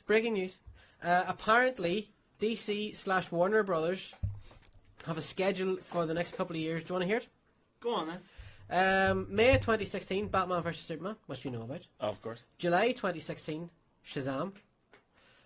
I've just lost my headphones. Xmas 2016, Sandman. May 2017, Justice League. July 2017, the Wonder Woman movie. Xmas 2017, Flash and Green Lantern. And May 2018, Man of Steel 2. Now, our own Ed thinks that Shazam and Sandman will be separate movies. They'll not be part of the same universe. No. What was it? The Flash and Green Lantern? Flash and Green Lantern. What an odd pairing. Yeah. The So original odd couple, you might say. Yeah. So does that mean we're not going to get them in Justice League? Maybe. And then they'll go back and do their origin. I don't know. DC Like a prequel confused kind of thing? me. Yeah. DC really confused me. The Especially what kind of thing? Like prequel kind of thing. Yeah, like going back and, because obviously whenever whatever happens at the end of Batman v Superman, or versus Man, the hell with that. Like whenever that really bad thing happens, and Batman and Superman are like, "Hey guy, let's team up and take down the bad guy. Where's that Amazonian chick? We got to get her in this as well." And then whenever they're getting their backsides handed to them, all of a sudden Green Lantern shows up and the Flash shows up and it's like, "Hey guy, we're here to deal with this thing, man." And after that, they're like, "Hey, where did you come from, guy?" And they're like, "Well, I'll tell you, but I'll tell you in my own movie." And that's how that's gonna work. Dum-dum. Right. Anyway, moving on. Right. Doctor Strange, which is, of course, the next big Marvel thing after Ant-Man. Yeah. Funnily enough, my nickname in high school was Stephen Strange. Right. Can't understand why. Ruth, this might interest you. Uh-huh. But I could be wrong. I don't know. We'll find out soon. According to Deadline, Marvel has started to get a cast together for Doctor Strange, and Tom Hardy and Benedict Cumberbatch are on it. Oh, yes, that interests me. See, thought it might. They add that others are in the mix as well. The plot thickens. What do you think? Earlier this week, Scott Dickerson tweeted that he would be directing. Stan Lee and Steve Ditko created Stephen Strange in 1963 as a neurosurgeon who serves as a Sorcerer Supreme, as primary protector of Earth against magical and mystical threats with powers of sorcery, mystery, blah, blah, blah, blah, blah, blah, blah. Okay, so this smells very much like stunt casting, doesn't it? Yeah. Yeah? I mean, Benedict Cumberbatch, he's just attached to everything. Yeah, he's everywhere, isn't he? It's just a name now, just, yeah. Yeah. I think it'd be more stunt casting if it was Johnny Depp. Right. Because that's naturally, you want someone who's... Even though he's been attached to it really but he's since day one. Yeah. It's kind of fresh stunt casting now, really, with Benedict. No, it's not. It's not. Well, compared to Johnny, everywhere. yeah. He's everywhere. I think it would be more fresh if they cast Johnny Depp. Really? It's like, really? Did you really cast that guy? Whatever. I'm on board. Whatever. Yeah, I just the whole band and Tom Hardy. No, he can. He sucked as Bane. He sucked. What a lovely, lovely voice. It was terrible. Hello, I'm a neurosurgeon, and I can't use my hands. They are in there, Mr. Wayne. Yeah, I can't see Tom Hardy in it. I mean, Benedict Cumberbatch has that kind of weirdy, kind of gothic-y sort of thing. But Tom Hardy's a thug. No, yeah, but for me, Stephen Strange, he's a thin guy. Yeah. You know, I like, he doesn't But really he's an older need, guy. To me, he should be in his 40s, no? He doesn't need to be physical, because Right. obviously his powers are kind of magic, and, you know, he doesn't actually have to engage in combat. Right. So he doesn't really have to be a big guy. He doesn't have to be the Tom Hardy style. He doesn't need the muscle. Yeah, exactly. Yeah. No? Right. Right. Yeah, no, that's fair enough. That's fair enough. What about the Kingpin has been cast in the Daredevil TV series? Yeah, Edgar the Bug from Men in Black is the Kingpin. Yeah. Who'd have thunk it? Sugar water. Yeah. Give me sugar. Vincent D'Onofrio. It's an unusual choice. I mean, you said to me earlier on, has he bulked up? I think he's bulked up. He's a by big donuts. guy. He's a big guy. Yeah. Although, in all fairness, the photo of him, which has been posted on www.followingthenerd.com, go there right now, listeners. He's bald. He's got a bit of a beard going on. I can see him as Kingpin. You could pull it off. Oh, I bet he could. I don't know. I kind of thought a bigger actor would play him, because you have to remember that Daredevil is part of the Defenders series that's going on, and all this is happening in the Marvel universe. So that means that the Kingpin, like if Tony Stark was going up against him, or Captain America was going to go up against him, he would be played by Vincent D'Onofrio. Yeah. So you don't think caliber-wise, you don't think he's a big enough name? Is that I kind don't of think what he's a you're big saying? enough name, but I think, whenever we see him in the show, his acting talent will speak louder than He's a great actor. I mean, he is a superb actor. I expect, because we had Michael Clark Duncan in the Daredevil movie, and he was a big name guy. So I don't know. I'll see. I'll see whenever the TV series When everybody else does. Yes, I will. Yeah. Because when everybody else is like, hey, Vincent D'Onofrio is a great Kingpin, I'll chime in with, yes, I believed in him from the start. Okay. We've got Charlie Cox as Daredevil. Marvel has revealed that Vincent D'Onofrio will play Wilson Fisk, a.k.a. the Kingpin, in the upcoming Daredevil Netflix series, a role previously played by the late Michael Clark Duncan in 2003's Daredevil. This version of the Kingpin is described as a powerful businessman whose interest in the future of Hell's Kitchen will bring him into conflict with the blind attorney Matt Murdock and his alter ego Daredevil. Marvel and Daredevil, blah, blah, blah, blah. We're incredibly proud to have an actor with the gravitas and versatility of Vincent joining Marvel's Daredevil in such an integral role, says Jeff Lubb, Marvel's head of TV. Wilson Fisk is an iconic villain whose cunning and power make him the dangerous equal of our hero. I mean, he's the big leagues of villains. I mean, he's up there, like he's with Doctor Doom, Doc Ock. Yeah. He is a pretty big character. So it was. I had no idea who they were going to cast for this. Star Wars news. We started off the show. Have you heard Harrison Ford's been hurt? No. Yeah, Harrison Ford. The door of the Millennium Falcon swung open and hit him.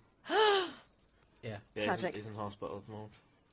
Okay. With a broken ankle. I'll cry myself to sleep over that. Wow. Feel the love. He's a big boy. He'll get over it. Come on. It's all right. He's like 70. He's 71, and he had a big metal door fall on him.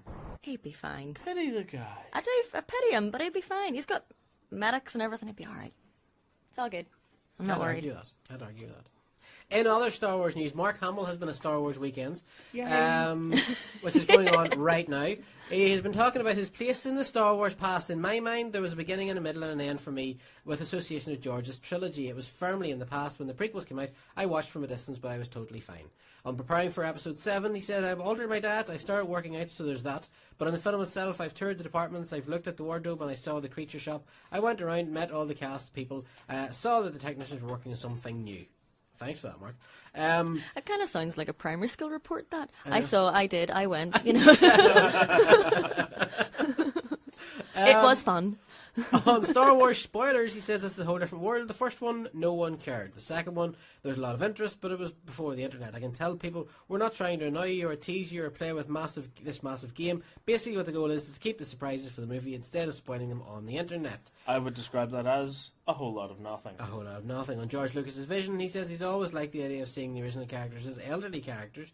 On agreeing to do episode 7, he says, look, what else was I going to do? No, he didn't. He says, look, I'm aware that a lot of people don't care one way or the other, but for the UPFs, that's the the ultra passionate fans, they would come after me like angry townspeople with torches in the old Frankenstein movies. I would have a lot to answer for if I didn't at least try to make the effort. It's not like I had a choice. I feel like I was called up for service by the selective service. On reuniting with the cast, he said, I haven't seen Tony or Carrie Fisher or Harrison Ford or Peter Mayhew in ages. It was wonderful to see them again because I didn't expect yada yada yada. Okay, you know what? This is the best part of it. Did you hear the bit where he talks like the Joker and Luke Skywalker? No, I haven't. You haven't? Oh, no? Are you going to play it? Yeah. Awesome. This is a Star Wars Weekend. Now, the audio is a bit rough at the start, but basically what happens is somebody says, do you remember when we were celebrating they put the thing, tweet a question to Mark? I think it's the same idea. Yeah, he did the Joker voice even then as well. Yeah, well, somebody said, what would happen to Mark if if Luke Skywalker and the Joker met, had a conversation? Yeah. So this is what happened. Not to put you on the spot or anything. I mean, that's kind of... Well, to get warmed up. Look, it's me, the Clown Prince of Crime, and also your father. No, that's not true. That's impossible. Get used to it, kiddo.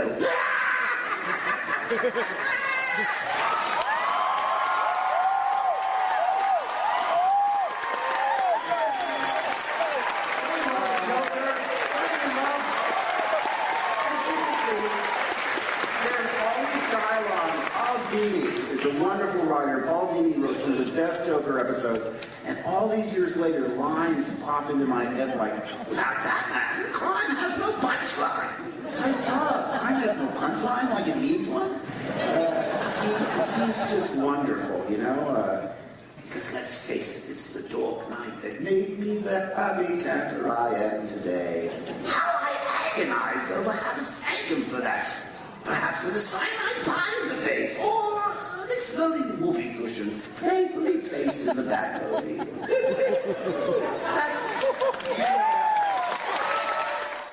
He still got it. He never lost it. He still got it. Never lost it. Still got it. Right, okay, other news. Other news. Billy D. Williams is back. Yay. We knew this, but it's so good. Yeah, we knew it was going to happen, but it's always nice to hear it from the horse's mouth. Our man Benjamin over at the Star Wars Underworld reports Billy D. Williams has confirmed that he's working on Rebels. This news comes from Disney's Star Wars Weekends, which Billy D. attended, apparently during an interview with Weekends host James Arnold Taylor. He spilled the beans on his involvement with the show. With Rebels happening 5 years before we meet him in Empire Strikes Back, we'll see a younger Lando Calrissian. Will he still be hanging with Han and Chewie? Will this be Disney/Lucasfilm's way of introducing the Millennium Falcon to new fans before we see it again in Episode 7? Who knows, but at least we know the coolest guy in the galaxy is back. Star Wars Rebels is set between the events of Episode 3 and 4, an era spanning almost 2 decades never before explored on screen. It takes place in a time when the Empire is securing its grip on the galaxy and hunting down the last of the Jedi Knights in a fledgling rebellion against the Empire, which is taking shape, starring a small band of heroes. Star Wars Rebels is expected to debut in October this year. Billy D. Do you think it's just kind of like a consolation prize, like where you're not in the movie, but we want to let you be? Do you think it's going to be a big character? A wooden spoon. What do you mean a wooden spoon? Show up every once in a while. Runners-up prize wooden spoon. Oh, right. Okay. You never heard that before? No, I sort of see where you're coming from with it, though. Yeah. Right. Okay. Curveball. Swish. Yeah, a wooden spoon. Right. Moving on. Move on. Yeah, Drop it. Drop it. Right, now this is a story that got a surprising feedback. According to IGN, Simon Pegg has been cast in Star Wars Episode 7. Pegg was reportedly spotted filming his secret role on the Abu Dhabi set. We know that the shooting in Abu Dhabi has recently wrapped, and although photos did leak, the production remains highly secretive. As we learned only last week with the casting of Lupita Nyong'o and Gwendolyn Christie, maybe casting isn't done fully just yet. This isn't the first time Pegg has been rumoured, though he quickly shot down those before. I think it was in February. He said, "No idea where these silly rumours about me being attached to the Star Wars films came from, but I can confirm it's absolute bantha poodoo." He also went so far as to tell The Independent that he shouldn't be cast. "I don't think it should be appropriate for me to be in it, to be honest. I think JJ should cast new faces and no stunt casting." We talked about this off air. I genuinely think this, because Simon Pegg knows J.J. Abrams from working on Mission Impossible 3, on Star Trek. On Star Trek as well. But initially met him on Mission Impossible 3. Whatever. On Star Trek. And Star Trek as well. And Star Trek Into Darkness. And Star Trek Into Darkness. Indeed. And Mission Impossible, the other one, Ghost Protocol. No, but J.J. Abrams didn't direct that. Did he not? He produced it. So Yes, he's he probably did. on set. They went out for coffee. They're BFFs. They're BFFs. The point is... They're BFFs. That's right. Anyway. So basically Simon Pegg has been sent to JJ, please, I need even a cameo, just something, anything, please. And JJ has been like, no, fine, please, just get off my back. I have a million and one things to worry about. For God's sake, Leave me Simon! alone. All right. We'll paint you blue and stick you in one scene. Yes. Shut up. You can be Jabba the Hutt's left arm. Yeah. But here's the thing, right? Do you like Simon Pegg? He's okay. Some things he's kind of just annoyed me in, but Yeah. the likes of Star Trek, I was able to deal with that okay and get over it, and yeah, it's fine. You see, I to be honest with you, I think in real life he's a bit of a balloon, but Yeah. he's a bit of a fanboy, and he kind of goes down well with the. But the thing is, I posted this on the Facebook page, and everybody was very negative. Everybody was like, "No, keep him away from Star Wars," which surprised me because I thought a lot of people would have been like, "Oh yeah, it's cool." You already ruined Star Trek. Yeah. Yeah, maybe Scotty again. This is where universes collide. Oh dear God! No. But very negative feedback, which surprised me. Am I the only person surprised here? I think it's oversaturation. I think he's in too much stuff. Possibly, Ruth. What do you think? I could do without him being in it, to be honest, but it wouldn't break my heart if he was in it either. Do you know, I'm kind of just whatever. I think it would really take you out of the movie. Yeah, I think it would be Simon Pegg. If Benedict Cumberbatch was in it. Well, because I said this about Cumberbatch. This is why I don't want him in Star Wars. Yeah. Because there's too much like, there's Star Trek. Cumberbatch. Yeah, Star Trek. There's Sherlock. You know? But here's the thing. This is what J.J. Abrams came out and said. All the new main characters in these movies, completely unknown, because when you sit down and you watch the movie, you don't sit and you go, oh, there's Sherlock with a lightsaber. Yeah. Oh, there's the guy from Spaced with a lightsaber. You sit down and you look at John Boyega and you go, that's so-and-so from Star Wars. Yeah, there's Luke's grandson. There's Obi-Wan Kenobi's great-grandson. So, do you want to hear some DC news? Sure, why not? Everybody does. It looks like LexCorp is going to be a very different entity in Batman v Superman: Dawn of Justice, or Batman vs Superman if you're a normal human being who speaks. Finest. Yes. Than what we're used to, probably. According to Batman News, they have a source close to the movie who reports production is heading to LexCorp next week in Zack Snyder's Man of Steel sequel. LexCorp is described as a young, edgy company. Think of it as a .com or Google type workplace. It's a smart company with a stylish vibe, a youthful clash of rock and roll, preppy and nerdy employees. Hipsters! Yay! The LexCorp scene will be shot on June 12th and 13th. That's today! And will take place in the fall. Actors will be wearing layers with long sleeves, lightweight jackets, and blazers. He also reports that Jesse Eisenberg's Lex Luthor will be in the scene. Could we have leaked pics of a bald Eisenberg in the next few days? Maybe. Another Batman vs Superman news. Dark Horizons are reporting that filming is also underway in Zack Snyder's Batman v Superman: Dawn of Justice in Detroit. Man of Steel fan page reports that approximately 8,500 extras are being gathered together for a sequence to be filmed later this month. Said gathering ties back to casting call in April, looking for men and women that fit the build of military and business executive types. Only those who have actual military background are apparently being called up, but they want a lot of them. It looks like the movie is ripping along now, and you know what? I, for one, am very excited about all this. So, okay, right now, also, after the story, what happened was there was images leaked of what is basically a massive Superman Statue, yeah. Where he's kind of like he crouched over and he's got his hand outreached as if like to take somebody's hand. So what I'm gathering from this is that Superman, despite the fact that he destroyed Metropolis and Smallville, he's a bit of a hero because people know that he stopped the alien invasion and blah blah blah. So I think they're going to go that way. What I'm guessing here is that the casting of the military types is kind of like a National Guard sort of thing. They're having to rebuild Metropolis and rehouse people, all that kind of thing. I imagine that's what they're going with for this. So I would imagine that's kind of what we're seeing here. What do I think is LexCorp as Google, as YouTube? I think it makes sense. Yeah? It makes sense for, especially for the casting of Jesse Eisenberg as well. I think if you were going to have like Bryan Cranston in the role, you would have a more classic LexCorp. Yeah. But because he's such a young character, which I think is such an interesting twist, you're going to have something along the lines of Google or a Mark Zuckerberg Facebook type guy. So it's basically going to be the social network versus Superman. Pretty much, which is essentially how you could describe Man of Steel's marketing. Yeah. Ruth, if you think of Lex Luthor, do you think of a bald man? Generally, yeah. Why are you thinking of Lex Luthor? There's something wrong with you. But if you I don't think we're going to see a bald Lex. No, because he's a young guy. Yeah, but it's not only that, but that whole idea of Lex being bald is a fairly new thing in the Superman mythos. He didn't always have an egghead, so I don't think you're necessarily going to see that, which I think is pretty cool. Yeah. I don't care if he's not bald. Yeah. Because Gene Hackman wasn't bald in the Superman, the movies in the 70s and 80s. He was. It was a wig. He was, but he wore a wig. Yeah. But that was because Gene Hackman was so vain. Well, true. Probably thinks his show was about him. Right. Was it not? NBC has released a new trailer for Constantine, which offers a bit of new footage, including what appears to be Dr. Fate's helmet. Could this be a hint that that Dr. Fate himself may show up in the series, or is it just an Easter egg? What do you think? Also, one of the guys on the site, a guy called Ross Cross, pointed out that Ibistic of Ibis the Invincible is behind the helmet as well, so there's another Marvel tie-in there. Do you think? Why are you scratching your head like Stan Laurel? Because I. What do you think is Constantine going to be a universe-spanning series, or everything is these days, isn't it? It's just a little. It could be one of either. It could be at the moment it's just a little nod, and then eventually down the line, if they do something with it, they can go, oh, but see, we set it up. Yeah, see, like the Flash kind of thing. Ruth, have you seen? Do you know what Constantine is? Have you seen the trailer? Nope. Excellent. Thanks for coming. You're welcome. Bye. So with Stephen King's latest book, Mr. Mercedes, storming book charts all over the place, you've been listening to the audiobook, have you? It's amazing. It's good, yeah? So good.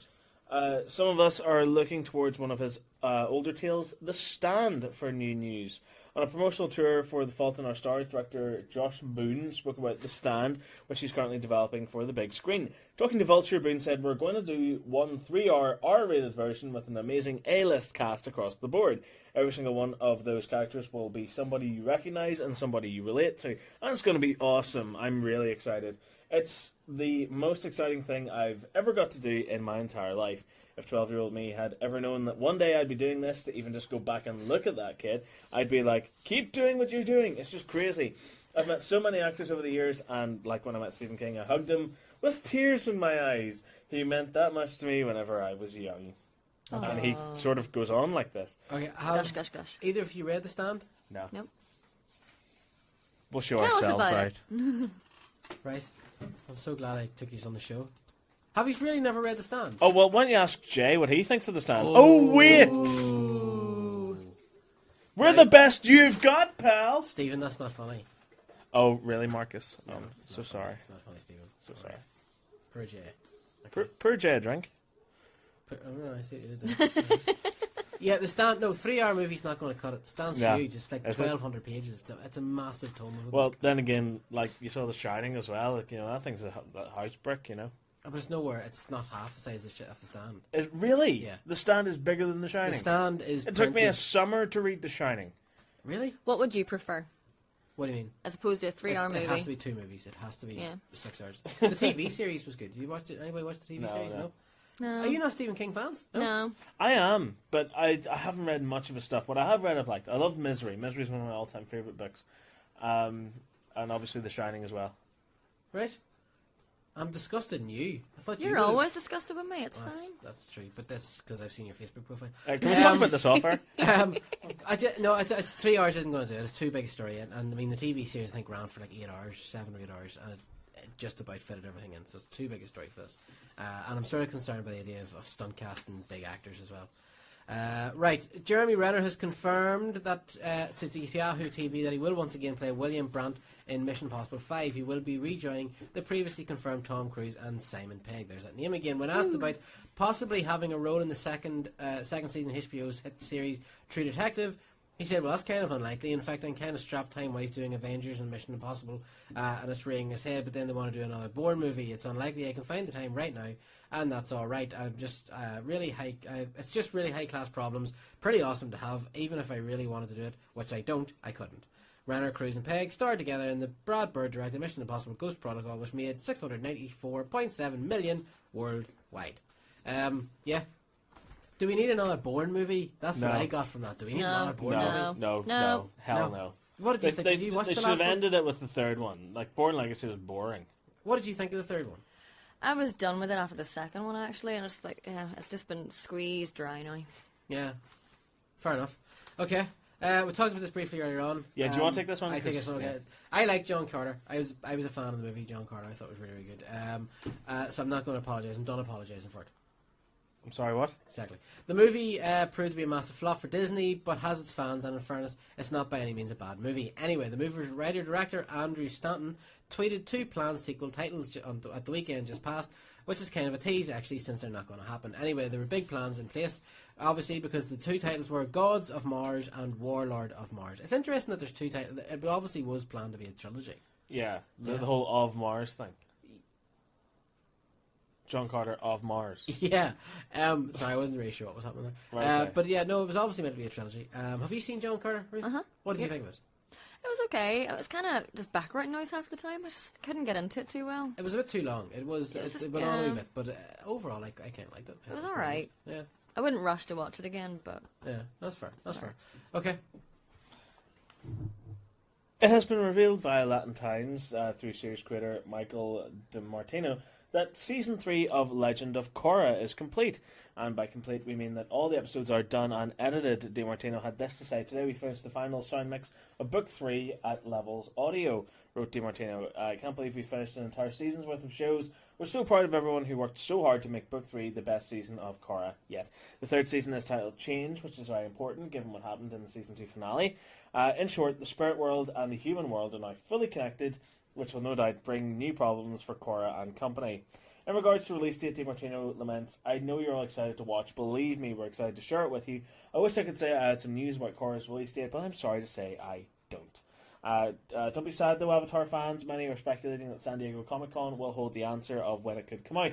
Numerous fans believe August to be the earliest it shall return, but you never know. As long as it's not another 434 days like it was from the end of Season 1 to the beginning of Season 2, this Avatar fan will be happy. I'm sure he will, whoever wrote this. Todd. Have you seen Legend of Korra? No. Have you seen Avatar? No. Have you seen Avatar? Have you seen Legend of Korra? Not Legend of Korra, no. Have you seen Avatar? Yeah. Okay, the first... No. Sorry, I'm getting confused.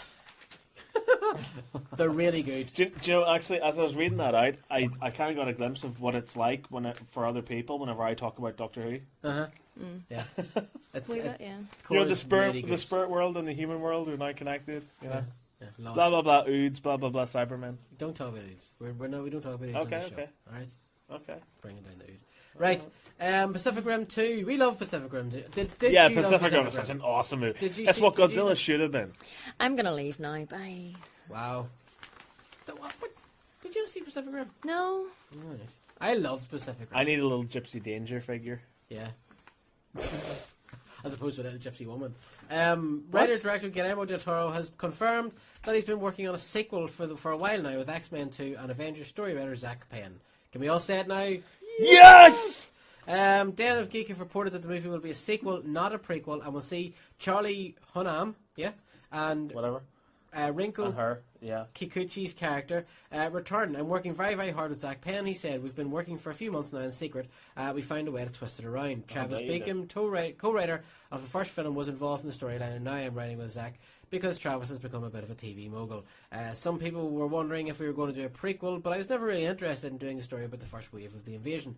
I'm going for very new, very crazy ideas in the second one, which are very different from the first one. But you will really get a great spectacle. We're waiting on an official announcement and a release date from Legendary, but as soon as we hear anything, we'll let you know. This is class. This is good. This is great. This is one movie that deserves not only a sequel, but a threequel. I want a Pacific Rim trilogy. Yeah, that's fair. And I just wanted, like, no backstory, no getting into what the kaiju want. I just want robots, big fighty robots taking on big fighty aliens. Okay. For 3 movies. Yes, please. That'll do for me. That'll do, Pig. Yeah, That'll do. I like Pacific Rim. And it's weird because the split audience is people either love it or hate it. I mean, really love it or really hate it. Yeah. There's no grey. I really loved it. I really loved it. It's the first time in a while that I went to the cinema and I left feeling like a man. Right. You know, like, I went in there, I watched big fighty robots, I watched big fighty kaiju monsters, and I loved every second of it. Right. Like, Fair enough. I feel alive. I feel like Katy Perry should have been singing that. Right. Ghostbusters 3 news. Yes, which we're always good with. Yeah, moving on to that. With everyone talking Ghostbusters last weekend for the 30th, you can listen to our Ghostbusters special podcast, available now to download at www.followingthenerd.com. We also feel sorry for Gremlins, which opened the same weekend. There are some great articles floating around. One such article at Variety is about the making of the movie, and it's well worth checking out. Regarding Ghostbusters 3 in the article, Columbia Pictures President Doug Belgrad says, "We are currently working hard to recreate the magic of the original in order to bring a new Ghostbusters adventure to life. He would not go into any detail, however, including when we can hope to see it. Regarding the characters we can expect to see, it certainly hints that new Busters will need to be cast, but Dana Barrett herself, Sigourney Weaver, says that during one relatively recent conversation with Ghostbusters and Ghostbusters 2 director Ivan Reitman, she said she has one condition: she wants her son Oscar from Ghostbusters 2 to be a Ghostbuster, and Ivan Reitman said, "We've already done that." New writer Ethan Cohen from Men in Black 3 and Tropic Thunder fame says that he and Reitman are together for hours every week, working on it really closely. He has that Dan Aykroyd is heavily involved too. No one can speak the language of Ghostbusters like he can. On the topic of Bill Murray, Cohen said, "Absolutely everyone wants Bill Murray, but everyone has great faith in the franchise. With all the cast except Murray interested in returning, Rick Moranis spoke about where Louis Tully would be now. And we assume he's kidding when he says he's in prison, a cellmate of Bernie Madoff's. They compete to see who can make their bed first in the morning." FTN favourite Ernie Hudson reckons Winston Zeddemore would be a CEO of the Ghostbusters franchise. "I just hope that he wouldn't be on a walker or in a wheelchair, and hopefully we'll still be able to wear the backpacks. It looks like once more they're ready to believe you. Get ready for Ghostbusters 3 because it is coming." Talk to me about Oscar. Am I the only person? Actually, no, I know my wife does as well. Oscar is Venkman's kid, isn't it? He has to be. I was thinking about this earlier today because originally I kind of bought it on surface level that Oscar's dad was the stiff. Well, yeah. I'm sorry I didn't get to meet you, sir. Yeah, isn't that that guy? I thought that was his dad. But if you look at the subtext of Ghostbusters 2, because it is there, the amount of times that Dana makes reference to the dad, and the amount of times that the dad, he gets insulted very regularly. And I think the joke is that Venkman is Oscar's kid. Yeah. So inadvertently he's slagging himself. Yeah, so he's teeing the pee out of himself. Yeah, teeing the pee. Ghostbusters. Ruth, you've seen Ghostbusters though, right? Yeah. You've seen Ghostbusters 2 though, right? Yeah. Excellent. Would you be excited for Ghostbusters 3, or should we leave it alone? Yeah. Without Bill Murray? He'd leave a hole in it. He would, yeah. There's a bit of a gap there, but yeah. Look at the disgust on your face there. Unbelievable. Stop it, you. Quiet, you. What did I do? I'd seen a photo on Facebook today where a couple had got engaged and Bill Murray just sort of face-bombed the photo. Yeah. It's like, it's kind of like... Yeah. Yeah. If you do that, but he won't make Ghostbusters 3. Yeah, what's that about? Yeah, he'll show up at a guy's bachelor party and offer marriage advice. Yeah. But he won't do Ghostbusters 3. Yeah. It's interesting as well. They're saying they're trying to recreate the magic of the first movie. You're not going to do that. No. If anything, you've got to take it in a completely opposite direction and do your own thing with it. because it's like trying to capture lightning in a bottle, and that's exactly what the first Ghostbusters movie was. It was big, it was mental, it was out there, and it worked. And like whenever you try to recreate that magic, you get things like Ghostbusters 2, where you try and recreate the ending with the Marshmallow Man, except you do it with the Statue of Liberty. What? But I like the idea that Winston would be the CEO of the company. That makes much more sense than some of the other kind of rumors where they've kind of went down the path of Winston gets his degree and becomes one of the scientists. Like, Winston was never a scientist, nor will he ever be a scientist. Well, in the IDW comics, the Eric Burnham one, he's a solicitor, he's a lawyer, isn't he? Yeah. He got a legal degree. Yeah, but he's not a scientist. No. And I think, like, in the context of the Ghostbusters movies, the whole reason he's there was to make a paycheck. Yeah. Like, he doesn't care that you're fighting ghosts. He doesn't care about the molecular level of it. He just wants to show up, do his job, get paid, go home again. I think that makes sense because he's the guy that originally showed up. He just wants to do the job, and like obviously he's worked himself up the company. I can see in Ghostbusters 3 it becoming more of a franchise like it is in the IDW series. And I think everybody, like the Chicago Ghostbusters with the Rookie and all, like ultimately they will all answer to Winston. Yeah, and that kind of opens the door for a major story as well, doesn't it? It does, Get yeah. a team of Ghostbusters, and you can do spin-offs as well. Yeah. My wife's just texted and said that Lois Tully could be the father. I'm not really sure how could that have happened. No, well they did do it at the end of the first movie. Yeah, but no, definitely not. I think that was more to kind of get the gates open for Gozer. Yeah, the Keymaster and I think that was kind of like a sort of ritualistic thing. I don't think, because they were possessed, right? Yeah. I don't think anything could have come from that. That's an interesting idea, though. If Oscar could turn out to be the second coming of Gozer. Right? Easy. But, no? Maybe? Right? No. Oh, and by the way, on your Lego review, Uh-huh. there's two things that because you obviously didn't notice them, and they're very sort of. Do you know the write-up in the Lego instruction manual that tells you a little bit about Ghostbusters? Yeah. It says that it doesn't say Gozer is the big bad. It says Zool is, but it's not. No, Zool was the minion of Gozer. Yeah, but it says in the book that Zool is the god, but it's not. It's Right. Gozer, and it also says that it starts when Harvard University is being haunted. And that's No, not it's what not. happens. The library. So the write-up at the start of the book is Nonsense. grossly inaccurate. Yeah.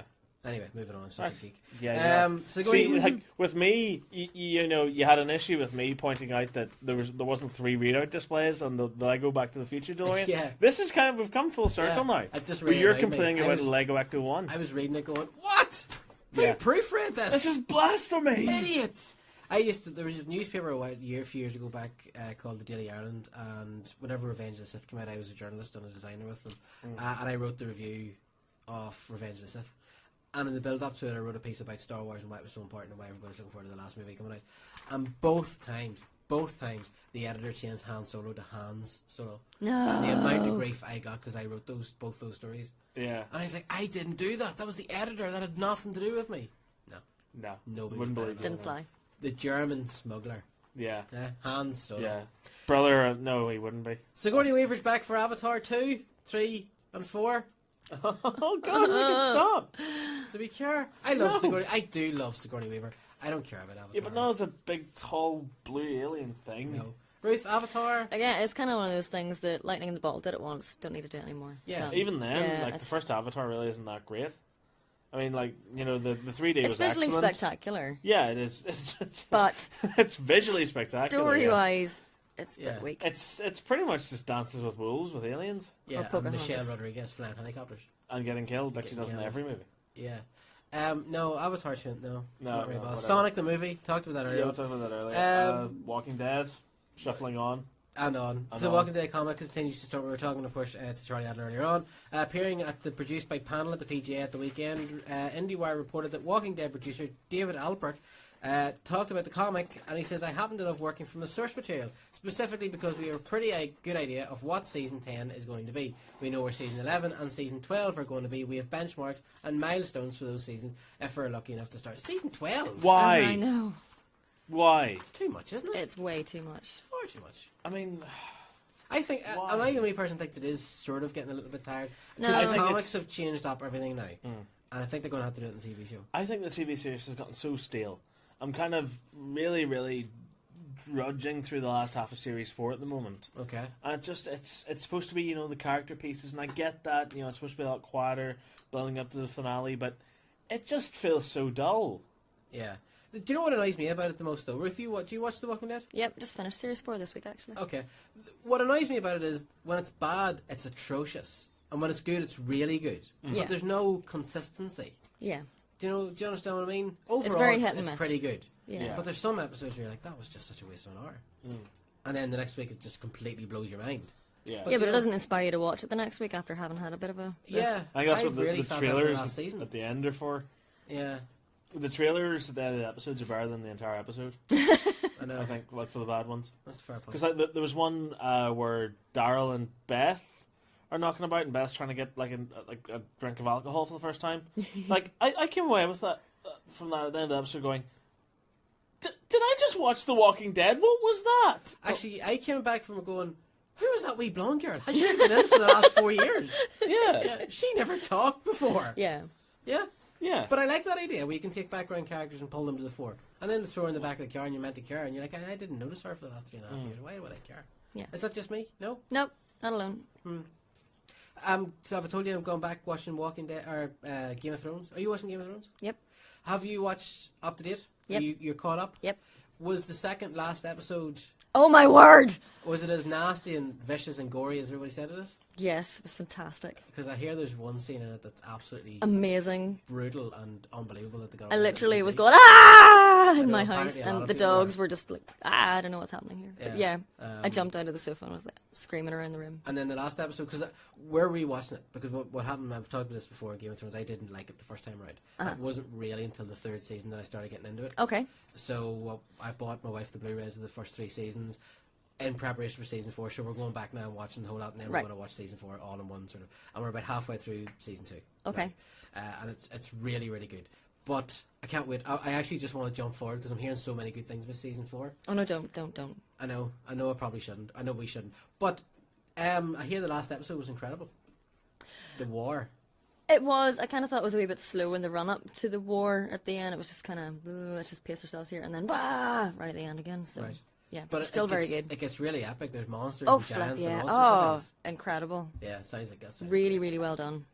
Is there anybody left alive in it? No. Do you know what I was thinking the other day? I'd quite like to see, once Game of Thrones is all over, like some YouTube video of every single death, because it would probably be about 5 hours of that. I'll get right on that. Have you seen the meme as well that's going around where they've taken all of the books, the George R.R. Martin books, and they've put a little like sort of slip of paper in to every page where characters died. Yeah. And it literally is just like all these every things sticking page. out of the book. Yeah. It's so good. See, he's doing a thing where for charity. I'm not sure what the charity is, but where if you pay £20,000 or it might be dollars, he'll write you into the book. He'll take your name, he'll write you into the book, and then he'll give you a really nasty death. Cool. It's kind of cool. I mean, £20,000. That's a pretty good way to spend it. Like, right. You're kind of immortalised though. Spend it in 20,000 lottery tickets. I know, but I'm assuming. I'm not saying if you only have £20,000. I mean, like if you had a lot of money and you could afford £20,000, that's a good way to spend it. Like so you'd have something to talk to the guy sitting next to you while you take Richard Branson's first flight into space. Going, hey, you know what? You go, hey, I'm George R. Martin's writing me into Game of Thrones. Yeah. You too? Yeah. Really? Yeah. I'm in it as well. Oh my gosh! Yeah, my head's on a pyre. It's fantastic. That's amazing. Amazeballs. Small world. You haven't watched it yet, sure? No, it's just a single episode. not a single episode. No. Not one episode. And he's not ashamed. Not one episode. I'm just going to box set it. I'm going to wait until it's completely over and I'm just going to be like, right, okay. Go through it all. And hopefully no one will spoil anything. Okay. I mean, how can you not spoil it? Exactly. You know, it's brutal. Because if you don't watch it on the night, it's amazing. You're going to know. Yeah, you're instantly lost. Yeah. No, you're going to know. Everybody's going to tell you. Yeah, I know. Like your lost number comes to try and preserve the whatever. Yeah. So I'll probably. Everybody's been talking about Game of Thrones. Is it something I'd like? Yes. Is it? Yeah. Yes. Yeah. No, it is because whenever you pay attention, it's really good. Oh no, I wouldn't like it. Then I can never pay attention to stuff. You see, no, that's what happened to me. I didn't pay attention, and I got lost. I got so lost in it that I was saying so many stories within it. Yeah. You say you just need to follow it, and then you're hooked. Because I was saying to you one week, I think pretty much what you guys are doing is like behind your DVD collection in your front room, as large and glorious as it is, you pull that back, you know, almost like the entrance to the Batcave, and behind that there's like a big sort of chart mapped out for Game of Thrones and like all the storylines and stuff that's going on. My wife sits at night when we watch it, and every box set has a map. Because Really? every every season you find new parts of the country and parts of the world, so each map is updated. So she's sitting with the map. This is where they are right now. Yeah, and with the DVD, it's really good as well, or the Blu-ray, you can pause it, right? And there's like a little menu at the side of the screen, and it tells you who every character in the screen is, and who they are, and where they came from, and why they're there. So in other words, if I'm going to watch this, I'm going to have to do it on Blu-ray? Yes. Right. And then it also, like, the big throwaway references, like the Mad King and stuff? Yes. There's, like, animated sequences that are narrated by the actors of the cool. Mad King, the sacking of his castle. So it's pretty cool. It's really, really good for that, like that kind of way. But it's really in-depth. I mean, it's, if you want, you could take, like, 6 hours to watch one episode if you really wanted to go into it, like. Anyway. I'm just going to go write my letter to Santa now. Yes, dear Santa. Yeah. No, but it's amazing. They've done a lot of work on it. Okay, right. Have we covered everything? Yes, we have. Yes? Yes. 22 Jump Street, worth going to see? Class. Better than the first one? On a par. Right. Have you seen it? I'd say. No. Have you seen the first one? Yeah. But did you like it? I did, yeah. Although I kind of watched the trailer for 22 and was like, is that just like all the good bits and the rest of it's a bit rubbish? No. Definitely not. Really? Okay. No, it's so much fun, and it's the way in the first one where they lampoon the fact that it's a reboot of a TV series from the 80s. Well, in this one, it's just everything in a sequel just has it ripped out of it. Okay. It's absolutely fantastic, and then there's references as well to White House Down, the Channing Tatum movie. Like, there's a bit in, like, the captain's office where they're talking about what they could do with their lives, and Channing Tatum's like, I could, like, maybe go protect the White House or something like that. And so Joe Hill's like, no, that's a really stupid idea. Don't do that. Yeah, no. There's a really great bit at the end, and all I will say is, say something awesome. Okay. Something awesome. What did you say? What did you say? Something awesome. Yeah, what did you say? I don't know. It's just because you said say something awesome, I'm saying something awesome. Yeah, what did you say that was awesome? I give up. It's basically the Who's On First joke with something awesome. Okay, did the first movie not kind of do that thing where a movie comes out and it's not bad, it's actually quite good, and you watch it and you go, oh, it's pretty good, and then all of a sudden it seems to be... Everybody like loves huge, it. Like Frozen was kind of like that. Everybody goes to see it and it's like, it's not bad, and then the next thing, everybody's just fascinated with it. Yeah. 21 Jump Street was kind of like that, wasn't it? It was, yeah. Now, Saxon, have you got What? your computer fixed? Did something happen to your computer? Right, okay. Why don't you just ask me when my next Doctor Who review is and get over it? When is your next Doctor Who Shut up, review? that's when it is. We're still on Screwdriver. The 10th release of the exact same one. When are you reviewing it? I don't know, whatever. Stop reviewing Ghostbusters stuff. Yeah. Nobody's interested in Ghostbusters. So selfish. Lego. Guardians of the Galaxy nonsense. Okay, if anybody wanted to check out your videos, where would they go? They wouldn't, because there's nothing new to check. No, he's been working kidding, like I'm a kidding. madman this last week. I have, yeah. I've been firing out reviews a day. It's fantastic. They go to youtube.com/votesaxon07, VOTESAXON07, just in case you can't spell words. So yeah, and then click that, and that's my channel. And lots of Lego reviews this week, mainly because I have so much stuff to catch up on. And then Doctor Who reviews as well, and blah blah blah, nerd news and etc. Thank you very much for coming on the show. It's always a pleasure. Oh. What else did I do with my Thursday nights? And poor Jay, who, all joking aside, did hurt his wrist. He did. He may have broken his wrist, and he was at X-rays and doctors and all sorts of things. And he was, Yeah. and whenever he phoned me earlier on, he was stoned on legal painkillers. Yeah. He's like, I really can't come on the show tonight because my head's so fuzzy. It's honestly, it's quite annoying. It is quite annoying as well that, Jay hasn't done the show in ages, and with a big comic book artist guest, this is Jay's bread and butter. Yeah. And he can't do the show. And I'm just imagining if he is listening to this at the moment, it's such a waste, because you've got us talking to Charlie Adlard about The Walking Dead, and Jay's sitting at home going, no, but ask him this, and why? In the immortal words of Nelson, sorry, bad taste? Not really. No, it's just funny. That's funny. Okay, thank you very much for coming on the show. Ruth, thanks very much for coming in at the end there. And, You're welcome. And throwing abuse. Yeah, and not contributing generally much. Being lost a little in parts. Yeah, that's fine. That's fair normal. Enough. That's fair enough.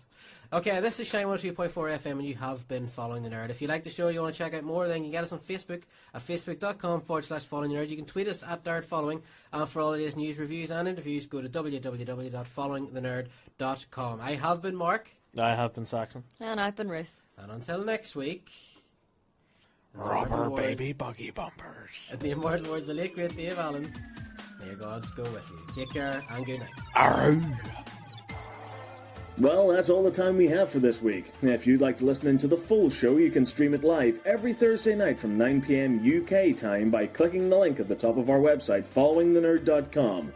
And as always, let us know your thoughts on all of our latest stories by sending us a tweet on Twitter @NerdFollowing and liking our Facebook page, facebook.com/followingthenerd. Thanks for listening, and until next time, farewell. Following the Nerd is produced and hosted by Mark Savage, with co-hosts Stephen McCullough, Jay Faulkner, and Paddy Ryan. Following the Nerd is edited by Stephen McCullough, with original music by Paul Morgan. This podcast is not endorsed by Lucasfilm Limited, 20th Century Fox, Warner Brothers, Dark Horse Comics, Marvel, IDW, DC Comics, HBO, AMC, or any other company group unless especially stated as such, and is intended for entertainment and informational purposes only. Following the Nerd and the Following the Nerd logo are all rights and reserved worldwide. All of the trademarks are the property of their respective owners. Following the Nerd Online, the Following the Nerd logo, and all associated logos and designs are the intellectual property of Following the Nerd Limited. All music and recognizable features and all intellectual property related to these trademarks are likewise the intellectual property of Following the Nerd Limited. All original content of this podcast is the intellectual property of Following the Nerd Limited, unless otherwise indicated.